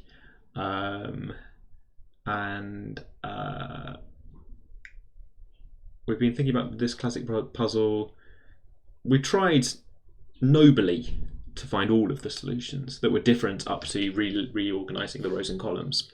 Didn't quite get there. I'm moving on. So I'm leaving some homework to actually find solutions and try and find all of the solutions in some sense. But yeah, other stuff. Right, okay. I think I want a Miro board for this next bit. Yeah, I want this one. So this is a little bit self-serving and, you know, the stream's not really about me, and this bit is. Here's the plan, chat. I've got on the board everything that I did in 23, more or less. I think this is everything I made in 2023 that at least some people saw. I'm not quite sure what I'm going to do. I'm going to try and review it, I think. Am I doing a tier list? I think I might do a tier list. We'll look at the first three and try and decide. Oh yeah, there were open days as well, weren't there? I'm kind of counting content, and the open days are kind of a bit easy, that I do the same stuff every day. I think I am doing a tier list. Yeah, I'm probably doing a tier list, aren't I? How do these work? You go S, A, B, C, D, E, F. A, B, C, D, E. Don't get demonetized. There we go. There we go. Is that large enough? I think we can go a bit. There we go. Okay, so we've got content over there. We've got letters over here. Excellent stuff. Okay. So then I need to do a lot of zooming, don't I? This will be fine. This will be fine. Okay. So there's going to be a lot of zooming around to try and get these into position. And I'm going to not... Things that are me and somebody else, I'm going to not judging their performance or their preparedness or something. If you're one of my students and you appear with me on a show, then I'm going to not be judging you, don't worry. That doesn't seem fair. Lucy Wang's video, and then realised you'd been to the same talk. Did Lucy do a video on... Wait. You saw it IRL. Did Lucy do a video about the... Oh yeah, Lucy was at the open day. Lucy was at the open day. I did a video about being at the open day. Did a video about my bit? No. Anyway. Open days don't count for some reason in my 2023 content list. So. How long have I got? I've got enough time, I think. I might group some things together. Yeah. There was a recording of Lucy doing a day in the life at an open day. Anyway, never mind. Did I film it? No, we got somebody else to film it. Anyway. So, Maths Club, we did a normal season in January to March, and then we did a short season in this kind of short season down here in the kind of spring and early summer, I think that was probably correct. It meant we covered a lot of topics, but without really running out of things, and it left more space for Matt live streams. And the lecture hall, right? Okay, in between sessions we did a Lucy special thing. So in the middle of this maths club, I guess we got some guests on. So I'm not ranking guests, I'm counting guests. Oh, this is better than I would have guessed. And then that season was all me because the students had exams. We had 6 guests on out of, oh gosh, 320 episodes of Maths Club, 6 guests. It's pretty good. It could be better, of course. There's a lot here. Oh no, Zakai's in there, 7. Who else have I missed? Something's going on. Okay. In order, the ones with Zakai were a bit different to episodes we've done before. We're going to chat about Infinity, and this one included some classic proofs of Hilbert's Hotel things, which I was really pleased to have on the live stream. I've used some Infinity things in sessions before, but having a kind of maths and philosophy take on it was really good. We had a history one on, which I remember being very popular in chat and people asking about it a lot. Zakai's interested in maths and history, so having these was really valuable. Mana came on and talked about surreal numbers at one point on the show. And surreal numbers are something that I had not heard of before. So it was a really good example of how getting a student onto Maths Club let us talk about something that I just had no idea about. I would never have done an episode on surreal numbers on my own. So having that up was really good. There's a related game. So if you want to play a game where the kind of strategy or something uses these surreal numbers, then best way to find the game. Or if you're thinking, what's a surreal number? Is to check out that episode of Maths Club. I'm probably going to put these all quite high on my tier list, partly because I love having students on. Surreal numbers are weird, hence the name, I think. Since then I've thought about we've got the Calkin-Wilf tree somewhere else, which is another attempt at understanding numbers in a sort of sideways glance at numbers, but the surreal numbers were really weird. There were a lot of empty sets, and I remember realising after the stream that I had not understood. In live, I'd not understood the surreal number stuff. So I'm putting these ones firmly in the A tier, I think. I am not rating students, but content-wise. I'm going to put inversion. So Rebecca came on and talked about inversion problems, which are handy for BMO problems and also just cool. And they have really good diagrams.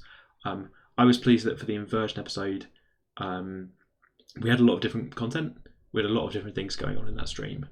And we had some cool Desmos pictures as well. I liked it a lot. There's also going in the A tier.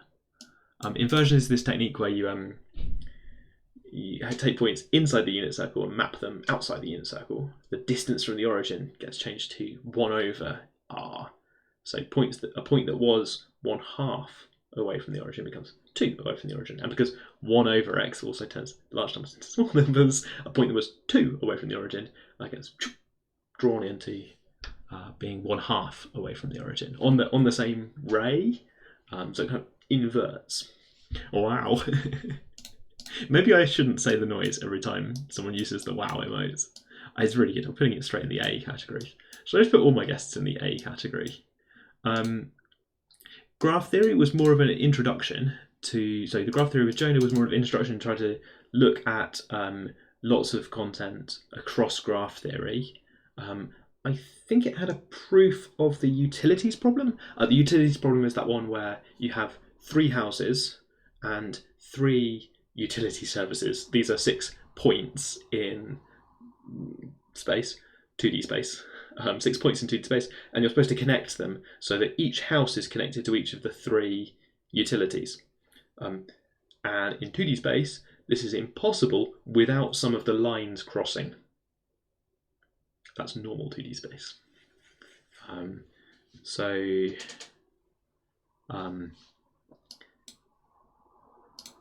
think Jonah's talking about a proof of that, which involved a kind of case by case. I can't quite remember how the proof worked. I think I need to go back and watch it. So I'm going to put this in the A category because I'm putting students in the A category, and also because their content was just really good. Some of mine are going in definitely B or C. Quantum Xeno was a really challenging topic. I like how the little detritus has really lined up with the Q's and O's. Quantum Xeno effect was hard to explain. It was ambitious because to explain it, you needed to all start by talking about Xeno, talking a bit about quantum mechanics, and then talk about both. And that was really tough. It was really ambitious. I think we came up with some good analogies. This is the one where we talked a little bit about the playground game Grandmother's Footsteps, or What's the Time, Mr. Wolf, or something. And we discovered that lots of people that resonated with people. So that reinforced to me the idea that you can talk about really complicated topics on Maths Club. I often talk about topics that are not too complicated, but you can talk about really complicated topics. You need a good idea.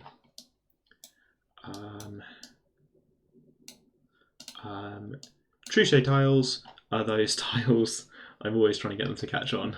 I have a small bias here that I absolutely love Truchet tiles.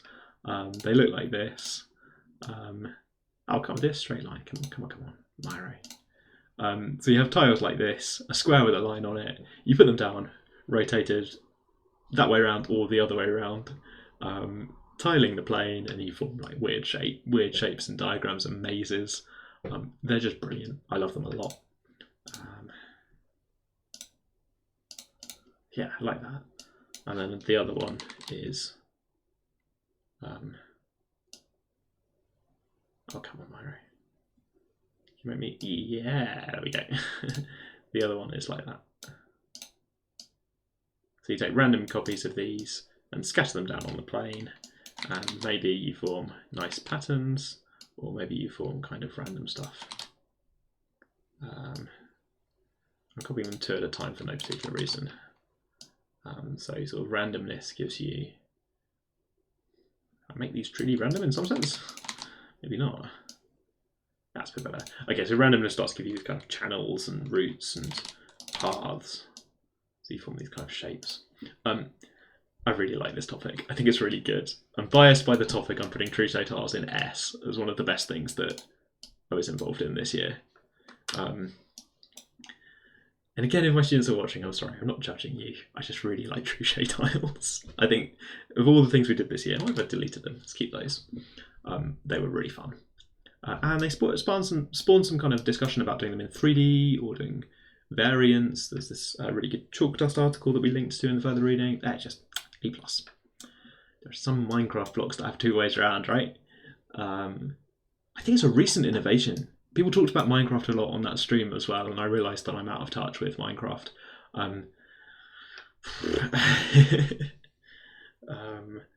I can't remember which blocks are like this. But you need to put each individual block down in 2 kind of possible orientations. Or even better, there are versions where you colour in the 2 parts, and then there are kind of 4. Okay.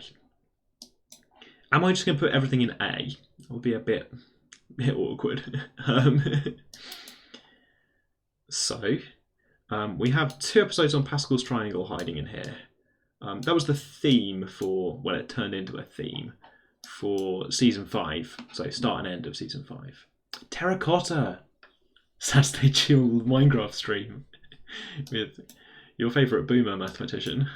What are these tiles? Terracotta? I don't even... Why? What animal's that? When do they put animals in the game? I enjoyed Pascal's Triangle because I don't think these particular episodes were very brilliant, but they sparked off a kind of investigation that we never quite got to the end of. Did I do the rotator proof? It sparked a kind of investigation that people then wrote to me about. They wrote to me about this investigation that we were doing in Pascal's Triangle. That a bit like how people on this stream are trying to solve the egg problem in higher dimensions or whatever, or trying to play around with the things that they've seen on stream and just improvise and do different things and prove things. That kind of properly interactive audience does some maths kind of stuff hadn't really happened on Maths Club before, and it happened for this problem in that people actually were trying to prove a thing and send in proofs and observations and stuff, like a kind of citizen science maths project, which we did kind of by mistake. This is like the 50th episode, and we finally found something that people wanted to work on, so it's nice, I guess. It's the reason why this last one on summer project ideas was kind of bits and bobs to try and strike that kind of gold of, are you interested in these problems? Here are some things that you might be interested in. So these three were trying something different in a way, but that makes them sound quite grandiose. Really, they were sort of also just filling a need of being some content. I have the three of them, for not being very exciting, I have them in kind of a B tier, I think. Maybe that's harsh. Traditionally we do, we call it a season for each term.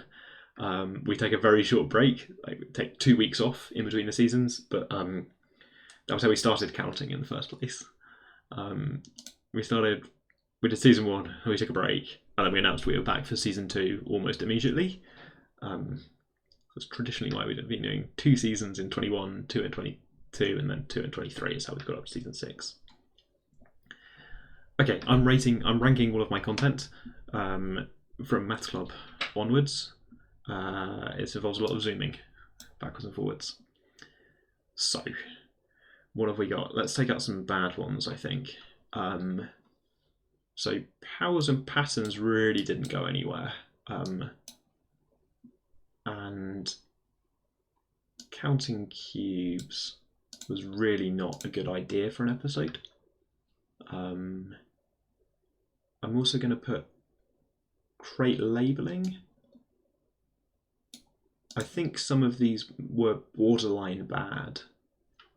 So, for example, powers and patterns and counting cubes, I can't tell you anything interesting that happened in either of those episodes. I think I'm allowed to be down on them because they're just me trying to make something seem interesting.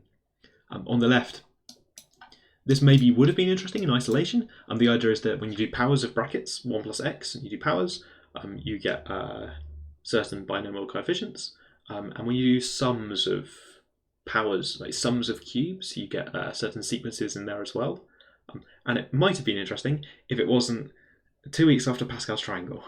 Because the Pascal's Triangle episode really ate the lunch of this sort of investigation. It risked everything being a kind of homogeneous mass. So I'm really not sure about that one. Counting cubes was, I think, a noble goal. So the idea for this episode of Maths Club was you can take little cubes and paint the faces. So to look at then all of the possible cubes, you've painted each face one of 3 colours. How many ways are there to do that? Counting rotations of the cube is the same.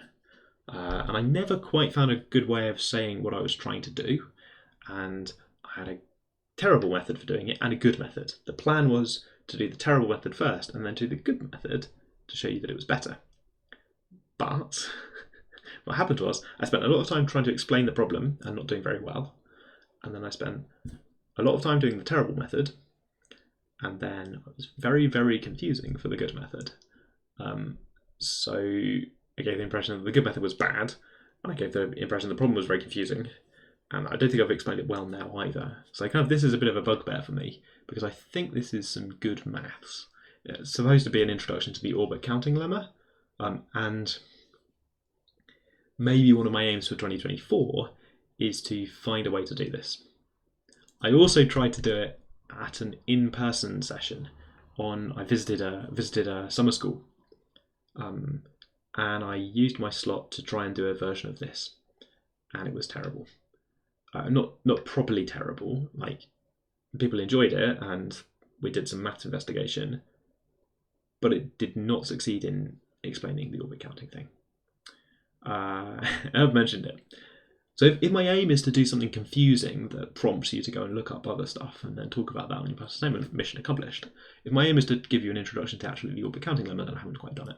And if you're the sort of person who watches a lot of maths on the internet and you bump into my videos in multiple places, then I think I'm probably going to have another go at this in 2024. I might disguise it so that it's not about cubes, but this might come back. The crate labelling problem was pretty much straight a repeat. It's a really simple logic puzzle and then a slightly related just bit of stuff about derangements. Octahedra instead, right? Yeah. Is it the same problem with octahedra or different? I guess you can do the same maths. Oh, Myro just refreshed and relocked my content. Thanks, Myro. Where am I putting these? Powers and patterns was just boring. Crate labelling was boring. But counting cubes are kind of missed opportunity, so I'm putting counting cubes down in E. In that, I think it's a good idea for an episode. I was the problem in this.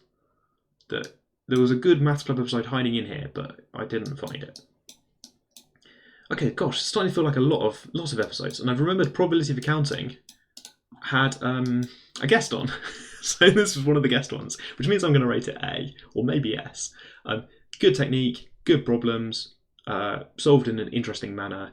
If you would like to find out about some intersection between probability and combinatorics in a non-trivial way, if something's got probability greater than 0 of happening, then it happens at least sometimes. Sounds stupid, but is good. I think this is a really good episode.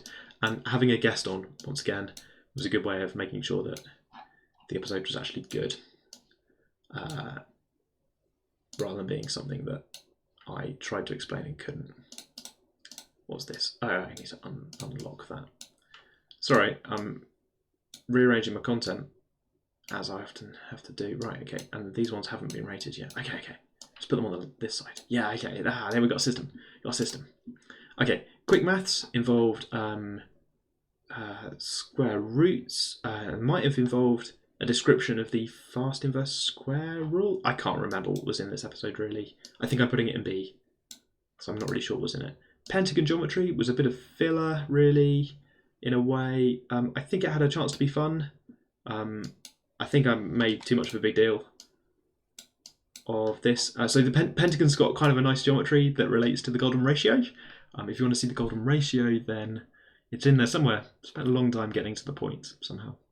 There's a good geometry fact hiding in there, but again, I'm not sure I really did it justice. Symmetry and asymmetry was, I felt, strong in the sense that we talked about the way when you're fitting circles inside a square. So this is the baked bean tin problem. You want to send somebody 7 tins of baked beans in the post, obviously, and you want to send them in a square packet. So looking down on your problem, you have 7 tins and you put a square around them, and you want to try and line things up so that you can choose the smallest possible square to send it through square mail. They only accept squares. And the solutions for different numbers of baked bean tins are mad. Like the best possible solution. They switch between very symmetric patterns and very asymmetric patterns. It's absolutely brilliant. Sometime just before or just after this episode, I think possibly just after this episode in an annoying way, a screenshot of one of the things went really viral on Twitter. Somebody took one of the screenshots from the same website, Eric's Packing Center, and that went really big on Twitter. So just, yeah, these optimal packing things. So everyone's seen them, and I think it was slightly after the episode. So this is slightly irritating in the sense that, why am I doing an hour of live stream when I could just take the one cool thing off somebody else's website, tweet it, and then hope for the best? Yeah, 17 is super weird. So I have the maths, for the maths' sake, I have in the kind of A tier, I think. I think it was a good episode as well. Calc and Wilftree, I'm really into. I can't quite remember what we said about it on the show, but I think it's just such a good topic. The only thing that I wish I'd done is, I wish I'd learnt more about the Calc and Wilftree before going on the show and talking about the Calc and Wilftree, because now I've kind of done that episode, and I've since found out loads of cool things that I wish I'd known about algebraic topology. So this is slightly in the missed opportunity category, that I thought I knew enough to do a cool episode, but I'm not certain that I did it justice. I'm putting it in the B category. Quick Maths is looking quite high. I'm dropping Quick Maths. Did I have a guest on Quick Maths? If I did, I'm really sorry. Someone did some guest research for me on Quick Maths. Did you come on the show when we did Quick Maths? I'm really sorry. Fast inverse square root thing. Someone did some research for me for that. Anyway. Okay, couple left. And we've saved some good ones for last. At the start of season 6, Calc and Wilftree, excellent start, I think. Dicey Sums is looking at the running total that you get when you add together results from dice.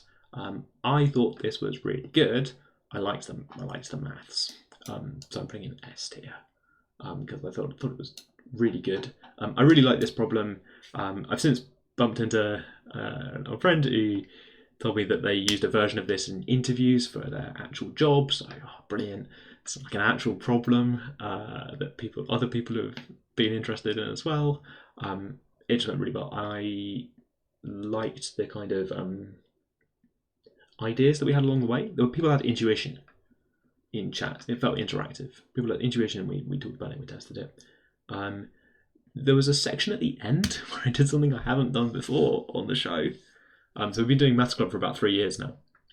And there was a section at the end where I had an idea and tried to explore the idea live. So this problem involves this kind of discrete version where you roll some dice and add together numbers. And there's a kind of continuous limit that when you plot these things out, you get this kind of scatter plot of the tracking probability of each total coming up. You get this kind of scatter plot, which is nice. And there's a kind of way to do a continuous limit of it, to do this kind of limiting thing where you're selecting uniform random variables. So I had the idea and tried to explore it with integrals and stuff.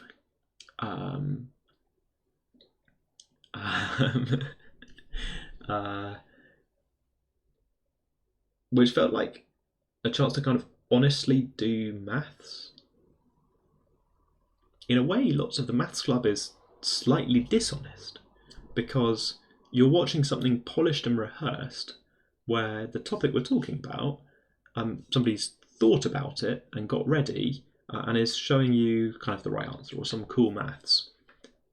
The authentic thing, perhaps, which comes back to Zoe's question about what's it like doing a PhD or what's it like doing research maths, is to kind of have half an idea and to find out if it's correct or going anywhere. And there's a small section at the end of this episode where I did that. Not for a important research problem. I'm not kidding myself.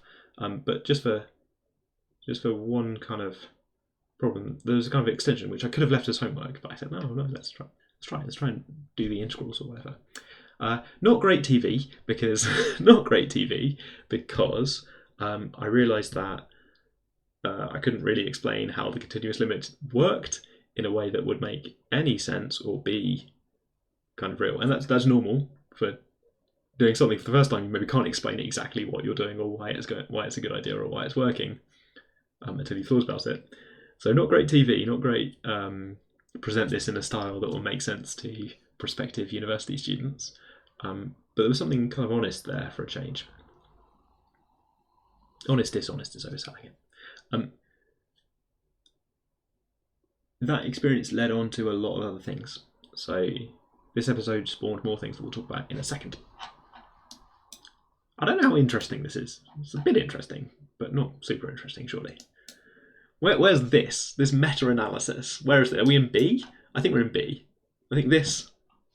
Okay. screenshot the whole chart at the end and put it all in B, fractal this thing. Sums of Squares was a kind of tribute stream. We talked about a really nice number theory problem. It's essentially a rerun of an episode with Vicky Neal in. Vicky Neal had come on the stream a few years before, talked about Sums of Squares. This was an episode very soon after, possibly the same day that I found out that Vicky Neal had passed away. And I thought the correct thing to do would be to talk about a problem that Vicky Neal had talked about on the stream and show more people the same problem. I'm not sure I did very well. I'm going to put it in A. B. Ooh. It's just such a good topic. If we're rating topics, we're a little bit my presentation of topics. I'd put B. It's a rerun, but with James instead of Vicky, so therefore B. Vicky doing it, A or even S. Me doing it, B. Okay, how are we doing so far? How are we doing? We've got 2 S tier things, Truchet tiles and dicey sums, because I like those topics and I think they're good. We've got lots of stuff in A, and then a kind of tailing off kind of thing. Maybe I'm rating my own content too high here. We'll balance that out, don't worry. Pentagon geometry, really not very good topics. Okay. Yeah, I'm worried there's a bit too self-centered to rate so much of my own content A. I guess there's a lot of guest help in there. Counting that as guest in some sense, that's not my idea for a stream. Good. Collaboration is important. Let's bring them to Truchet tiles in. There we go. And can we add a dice? Is that a thing? No, that's not. Sometimes a Miro, like, there's so many Miro features I'm never really sure about. Yeah, I have got a dice up. Number of dice, 2, 6 sides. Just drag them onto your board, there you go. Good, okay, we got icons for both of these. Why are they the same? Can I re-roll them? Oh, look. Okay, never mind. Oh, I see, it's all rolls. I think I used this on the stream at some point. Okay, cool. We got dice and we got Truchet tiles. I'm having a good time. What's going on? Has there been a... I think we did a maths club on Penrose tiles. Let me have a quick look. I think Flora talked about them at one point. Yeah, Penrose tiles, season 2, episode 1, so back in 2021. Maybe it's time to do them again. Talk about aperiodic tiles in general. Yeah, maybe it's time. Thumbnail game, I think I need to up it for 2024. These thumbnails are all the same. If I zoom out like this, they're all just pink blobs. I'm okay, they've got some Penrose tiles around the outside, which is kind of nice, but they're not very appealing to click on. It's like, oh, look at this content. You can't tell at a glance what's going on. Do I switch to hat tiles? I think I need to make the logo smaller, put more of an image in there. Possibly I need to take 10 photos of me going, oh, and then use all of those in the corners. Wow emoji in chat. Yeah, possibly if I just make 5 different wow faces, then I can use those. Okay. So, I think I'm going to go a little bit faster through Matt Livestream because this is quite workhorse content that we did a whole bunch of episodes of the Matt Livestream, and they are good. They serve a purpose. Good ideas this year. Yeah, that's the new thumbnail for all episodes now of everything, just to make it easier. Okay, content. So. Radical idea for 2023. The Matt Livestream did the topics in the correct order rather than backwards. About 2 or 3 years ago, I decided to do the topics exactly backwards, like right to left, sequences first. And that made a bit of sense to have sequences at the top, but it didn't make a lot of sense. And after 2 or 3 years of doing it exactly wrong, The decision to do it exactly correct was probably right. This year we had 2 episodes with computer science, and I felt they were a bit better than the maths ones. I do enjoy having guests on. So I think I'm going to put the guest ones. There were 2. I cannot remember which is which. Hats and tiles. I'm going to put them both in A because I love putting things with guests in A. It's going to force myself to learn a lesson. And I'm going to put all the rest kind of solidly in B. Or maybe C. Yeah, don't watch the very old Matt Live. There's an open day out there where I actually wrote on a bit of paper with my webcam pointing at the table, and it's not pretty. Top comment that day, is the actual teaching at Oxford going to be like this? To which you get to say no, but it's not good. I am putting the CS ones up there. I don't know. Help me out, chat. I can't really be bothered to think about all of them, so I've just dumped them all in C. Which isn't really fair. I did rewrite all of the problem sheets. In terms of content for 23, this was a lot of time. Like, the content is better for the maths ones, but it's not really my content. I mean, I did rewrite those question sheets. They've now got a lot of warm-up problems. Let me have a quick look. What did I actually do this year? Did I rewrite them to be better? I think I rewrote a lot of problems. It's quite workhorse. It's called Matt Live, not Computer Science Live. Yeah. Computer Science, if you're dropping the last letter of math. I think the worksheets are A+. Worksheets A+. Actual live streams. We uploaded to 2 hours. People really liked that. I'm sticking them all in B. I cannot remember which is which, right? It's 1, 2, 3, 4, 5, 6, 7, 8. 16 hours of content. 16 hours of TV, which I'm just going to stick in B for if you need it, it's there. You can learn about not my favourite geometry problem for 16 hours. And then the computer science ones I think are raised a little bit above by having at least a kind of second voice and some interesting stuff on. Computer science are really good at finding ambassadors who are good at doing stuff on screen. It's amazing. We've had several computer science guests on over the years, and yeah. I like the idea for the geometry problem, it's just the numbers come out really weird. There's all these 7s and 6s, right? Or 2s and 3s, and everything's slightly wonky. I don't know. It's a good idea. It's a good idea. And now I really don't know where to put the past papers.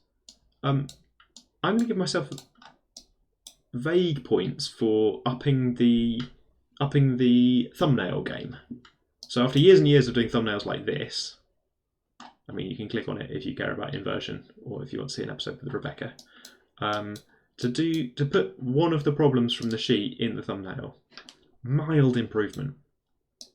And then as time went on, to put one of my favourite problems from that sheet in the thumbnail.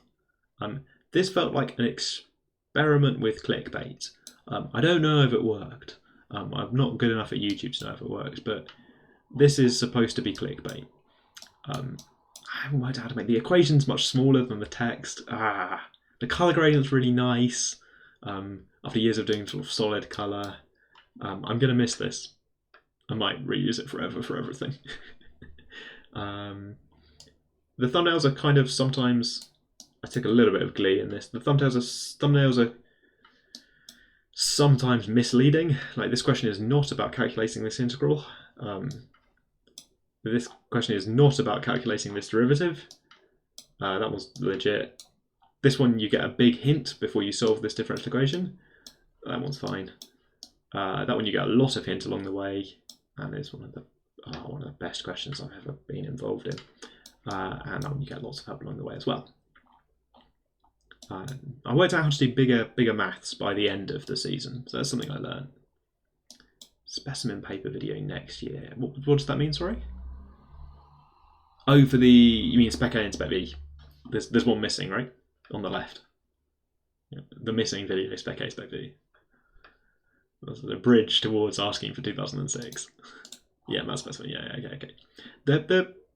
I think, I haven't looked at them for a while. I think they're quite a bit easier. They're not. They're a demonstration of the style of question. I'm not sure that they're a demonstration of the difficulty of the questions. When you make these spec papers, I think you're demonstrating what sort of questions and what the format looks like. Where am I putting these? Chat vote. I don't know where to put these. I hardly remember doing them. This is a little bit like when you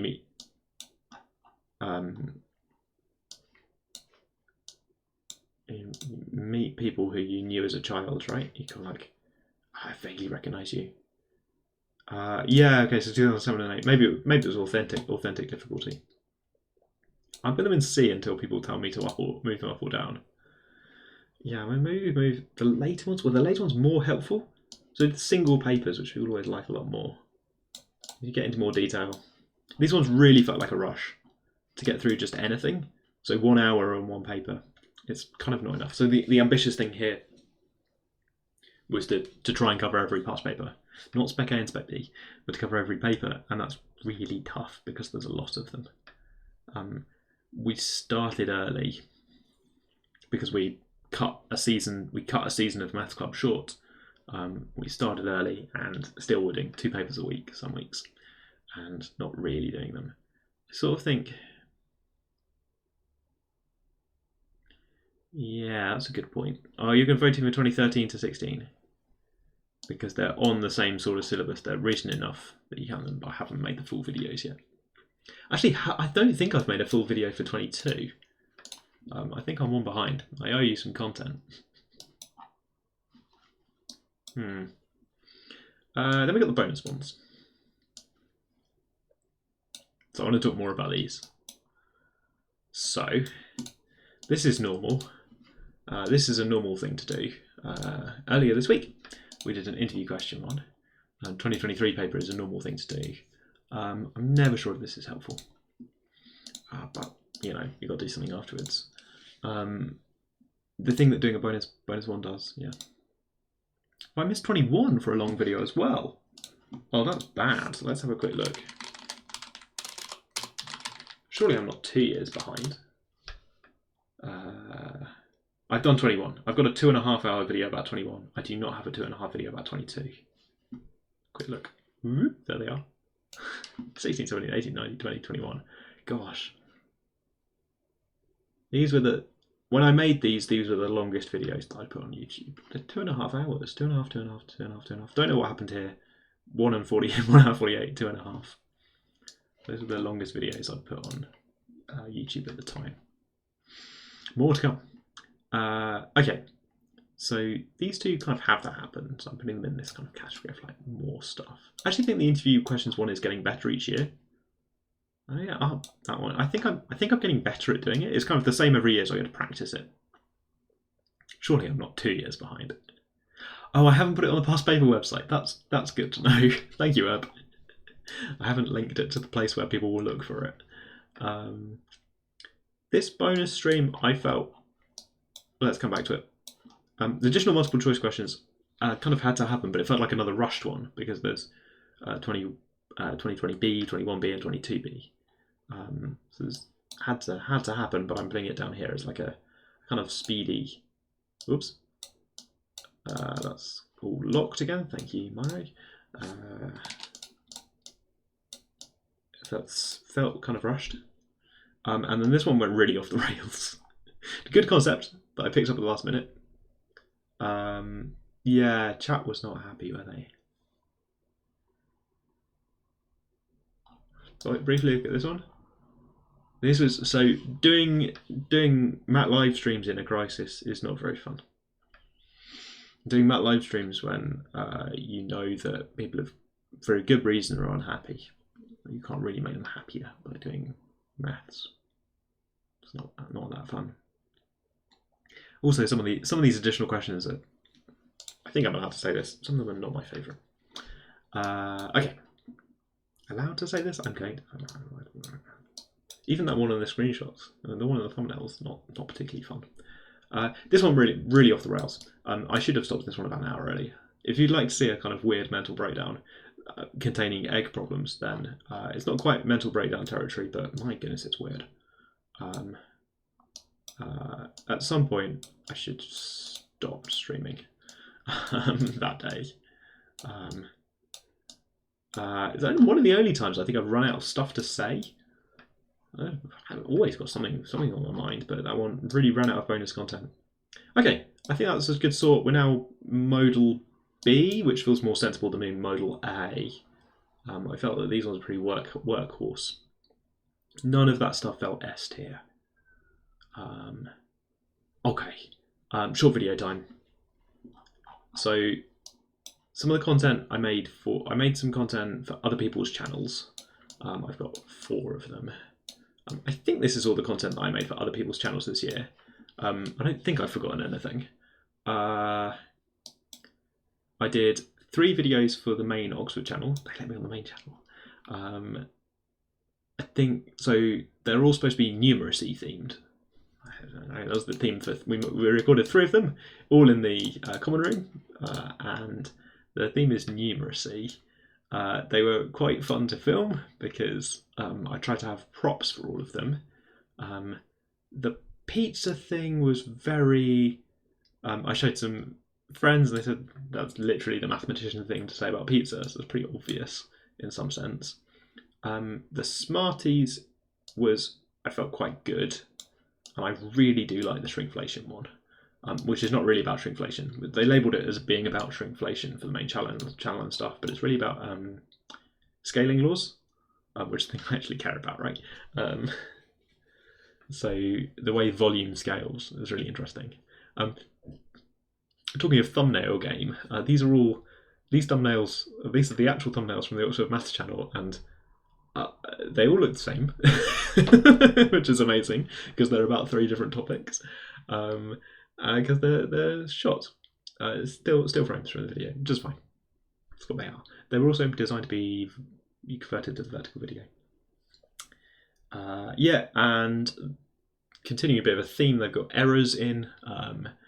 I don't know why I said Smarties. That was my first take. It was my first take. I said Smarties. I said afterwards I want to retake it because I said Smarties. They said don't be silly. And then the main thing people commented. Shrinkflation has an error. I think I just say the wrong word at one point. And the pizza one is just weird. I think I make a weird noise in the middle. These ones I'm filming with someone else. They're not filmed talking to a webcam. These ones are filmed with someone else in the room. More on that in a second. Which makes me worse at explaining. Yeah, so we've developed the outreach officer who can't do outreach if other people are looking. So where am I putting these? I'm really proud of them as videos. I think shrinkflation for me is the A+, is the S one. And I'm going to put this a bit selfish. I'm going to put A for up and down percentages. I think it's really there's a good video in there. I'm not certain I nailed it. There's other examples that we almost put into this video. So this, by the way, is the example is that 3% up is not cancelled out by 3% down, because if you go 3% up, you go up to 103. If you start at 100, you go 3% up, you go to 103, and if you go 3% down, you go down more than 3, because 3% of 103 is 3 and a bit. So you end up more down than you were up. If something goes down and then up by equal number of percentages, then you can they don't cancel out. There's some inverse scaling in a relationship which isn't linear. Okay, there's loads of examples you can do for that. All the comments are talking about day trading stocks, which I found very funny. There's an example with a treadmill, which at one point we were thinking about filming this on a treadmill, like be on a treadmill explaining about you want to reduce your time by 10%, so you make the speed 10% higher, but that doesn't work because 10% increase gets multiplied by the 10% decrease, and 1.1 times 0.9 is, yeah, that's the thing. That's the thing to say. 1.1 times 0.9 is not 1. They don't cancel out. It gets less than 1. Good. Okay. So this is the kind of experience of making kind of general interest stuff. Where am I putting pizza? The pizza one got some really weird comments. I'm not sure I nailed it. I'm putting B. The pizza one had for a while. The only meaningful comment was someone telling me that pizza companies are scams, and that they steal a slice of your pizza. That was like the top comment on a YouTube video. Like, this is irrelevant because pizza companies, they're gonna get you. Don't listen. The message they put in their comment was, don't listen to over enthusiastic maths presenters or something. No, they said over enthusiastic YouTubers. The thing I take from that is, hey, I'm a YouTuber now. Great. Speaking of, actual appearance on Numberphile. Best comment on the Numberphile video that I did is somebody out there saying, I don't care about pie and dices, which has got to be the slogan for the year, really. Let's put a text box on here. An enormous text box. I don't care about pie and dices. That is the experience of 2023. I think this was a good video.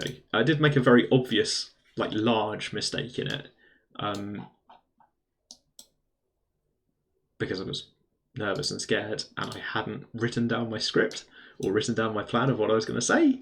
So I just tried to remember the important number, the answer to the question that I was on Numberphile doing. Don't do that. If you get invited to present on Numberphile, try and learn the answer to the question you're asking, so that when it comes time to say the answer, you say the right number. So I should have prepared quite a bit more. I'm putting it S. Really liked it. It's not my favourite topic. It is obviously dicey sums again. It is the same content. The way this worked is we sent some ideas to Numberphile that were just, here are some episodes from Maths Club that we think would be good Numberphile videos. And dicey sums, pie and dices, pie is evil, as a kind of follow-up bit on the end. And that was good enough for Numberphile. I got to go on Numberphile, so I liked that a lot. Got any viewers? We're doing Twitch. We're doing this? Yeah, we're doing this. Good, cool. Good. I've got a few bits of content left. I'll do the ones you've seen first, and then say something vague about the other ones. I did a 40-hour live stream. I got started on Twitch. I've made 3.5 videos that are just me talking about maths. We had a nice map. I learned Galois theory. There was a kind of Indiana Jones theme that quickly turned into a Lord of the Rings theme.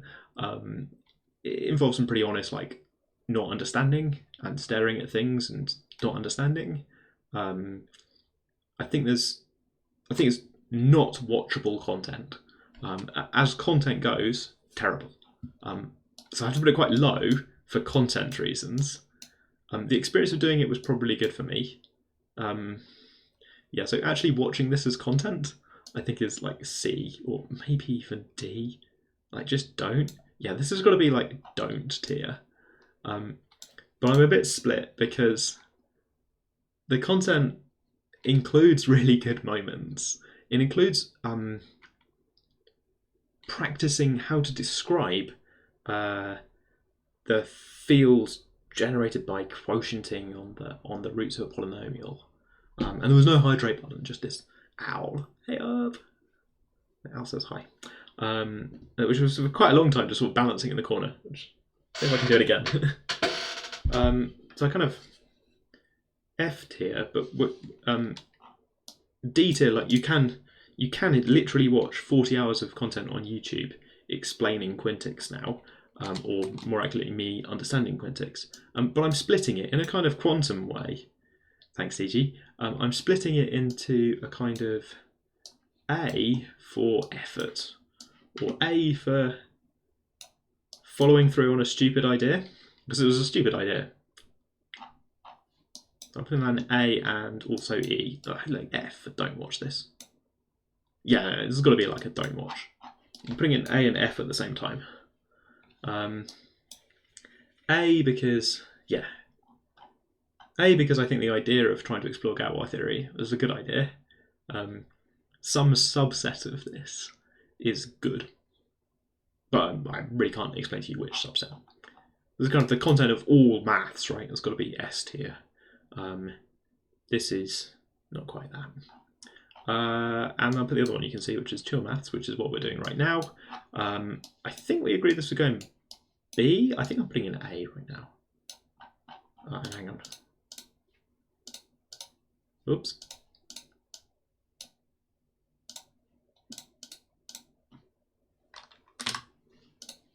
Good.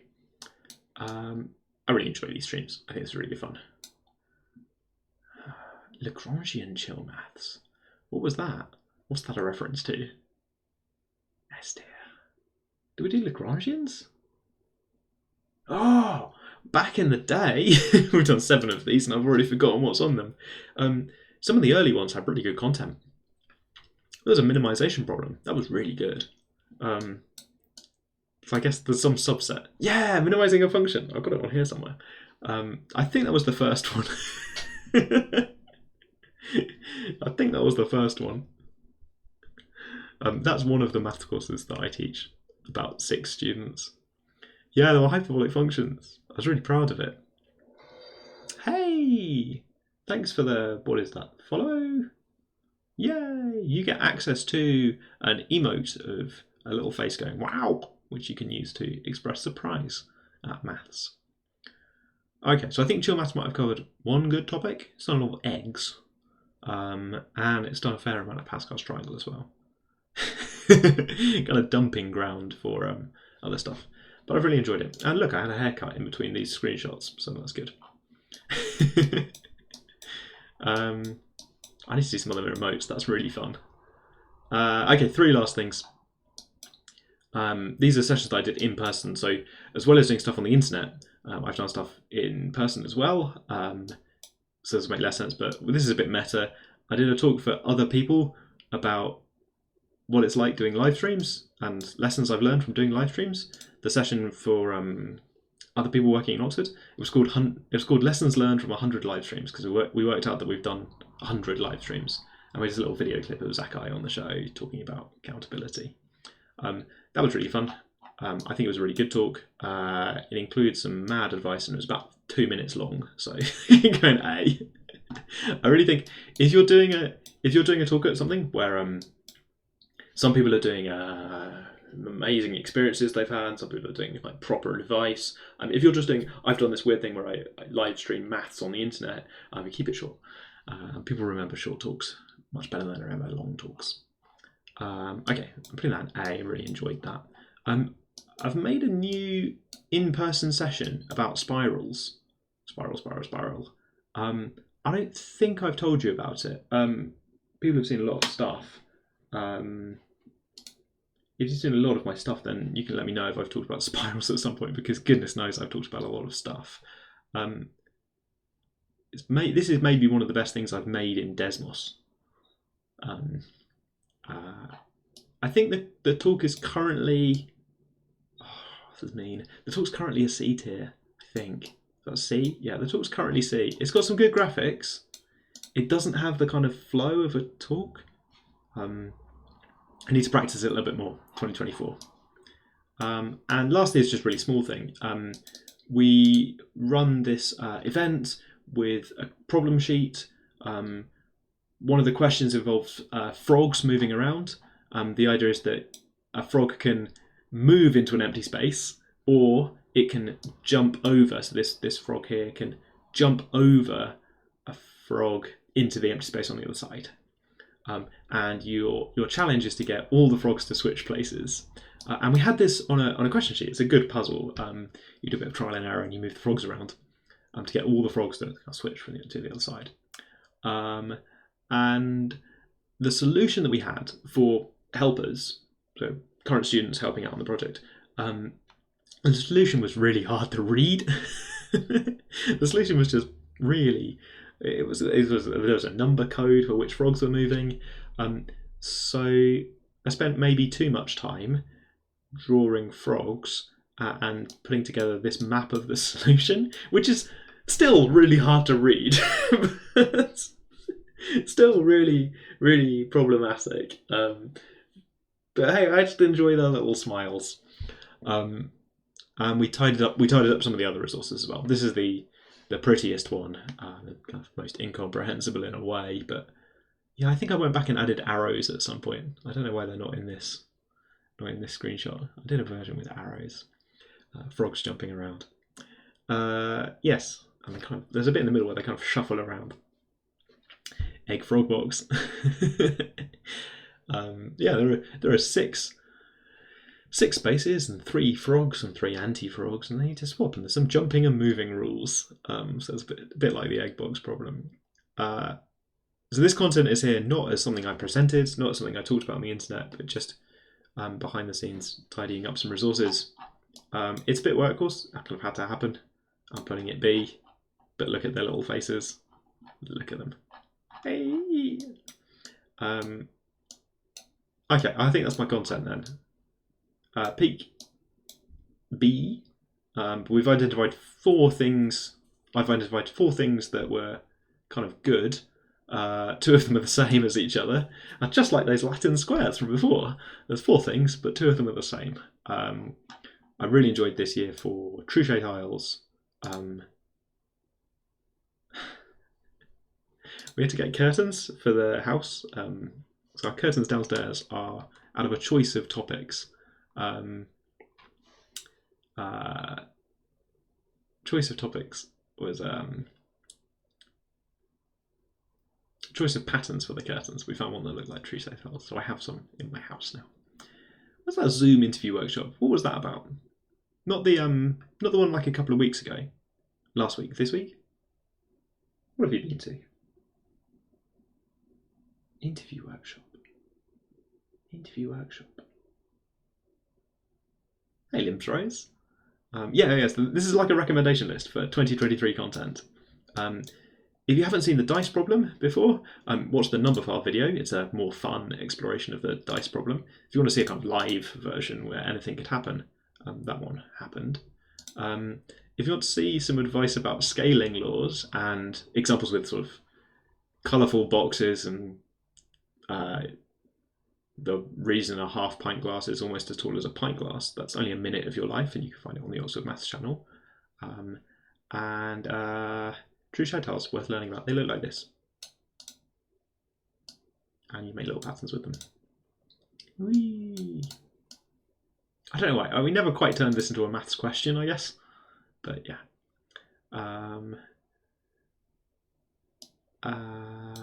And then in the A tier, we've got always anything with a student ambassador on, I think.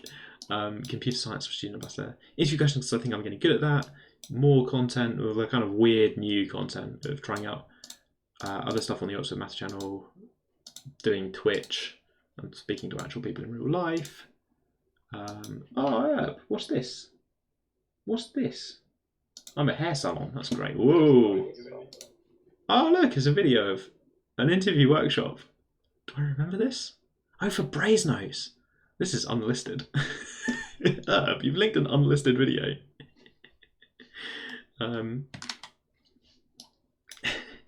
Yeah, okay, I did an interview workshop. Probably very similar to the interview live stream, right? I've only got so many interview questions. Thanks, Eb. Yeah, I did that for Brasenose. Ted was on it. That's why I got one of my students in.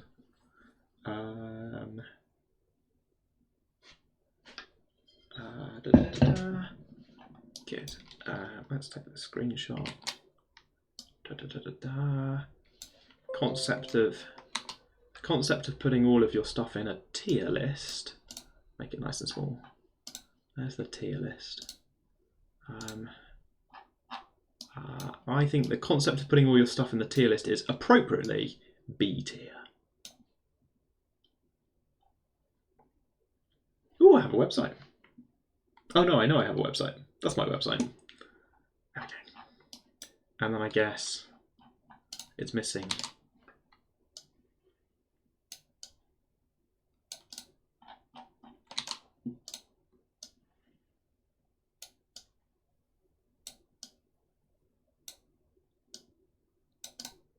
There we go. Appropriate.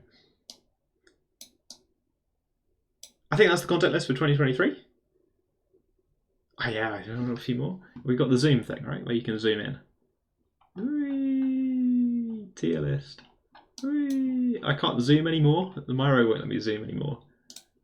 Let's put a tiny one in just in case. I don't think they're appropriately scaled anymore. Ooh, geometric series for the convergence of where they're getting to, right? Okay. I don't care about pi and dices. It's been a good year. We're not done yet. I don't know why I'm doing it this week, but because I'm back next week. Not done. If nothing else, I'm going to up that counter. Up that counter there. Maybe do some terrible chill maths that brings the average down. And we've got some Christmas content. Might as well tell the stream here. Having made 3 videos for the main channel, there is a Christmas special or something, I don't know. We're making a little Christmas video with a maths problem in it. It's not very difficult. It's got a question. That's not very hard for some Christmas fun. I think that's going on YouTube on Christmas, so that'll be fun. So Larud is asking for content on 24th of December, and I think the plan is that you get some content on the 24th of December in the form of a 1-minute easy maths puzzle to solve with your family and friends in this Christmassy of times, the start of December. Good, okay. Yeah, that's the plan. Good, oh, it's 4:30. I spent much longer wallowing than I thought I would. Wallowing in 2023. Aims for 2024, really quickly. Yeah, I think the question goes up 24th. I haven't recorded it yet. Aims for 2024. Try not to go on strike, because when I go on strike, I make weird content. A subset of it would have been good. Try to work out how to explain the maths before you go on the show. This is coming back. We're doing this again in 24. There's going to be a reskinned version of this problem, a different interpretation of this problem. 2024. Extra day, yeah, more time for maths. Try not to do problems that I find boring and have a plan. This should have had the confidence of the Bernoulli numbers. Workhorse mat content. Try and make that talk better. And general advice over here is to just be more exciting. Try and have some investigation stuff or maths that I think is actually fun. Those are my B tier ones. Get some guests on and do the math live stream in the correct order. Try to draw frogs and try and go on number file. More cups of tea would be good, wouldn't it? Maybe we should put a cup of tea point reward. How many points should it be? There's currently 100 for Let's All Drink Some Water. I can't really tell what a reasonable number of channel points is. I know Larud somehow always manages to save up 100 for the 1 hour mark. 500? Be honest, how many points do you have right now?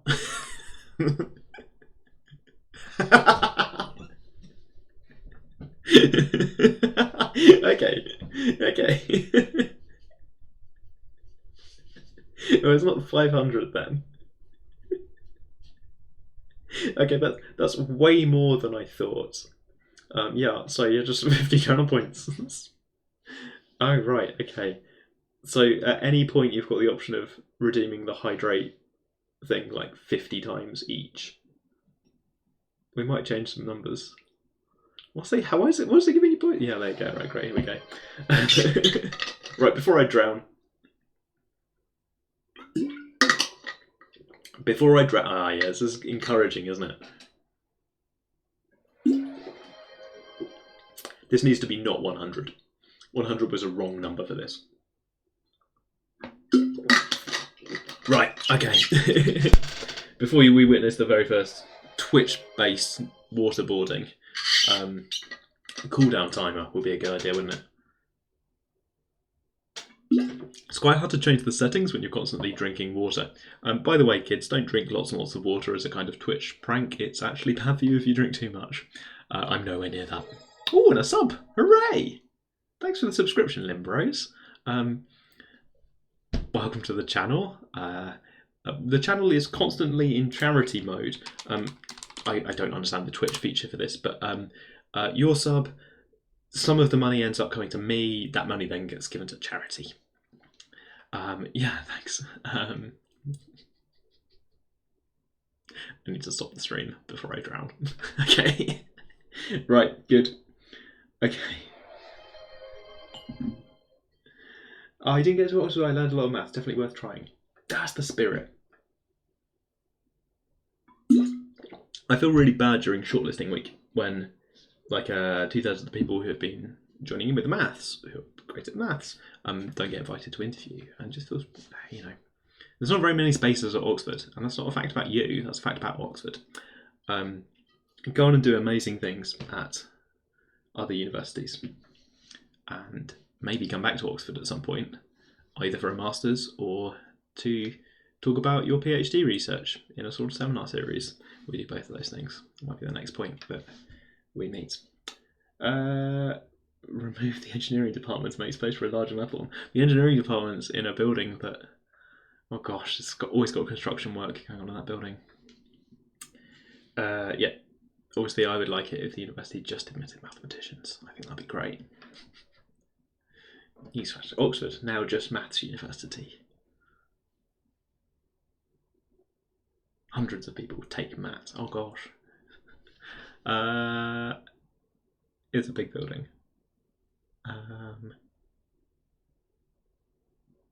Oh, it's a Discord. Oh, thank you, Lurid. There you go. Look at this. Chat's just running itself. I'll just sit here and drink water.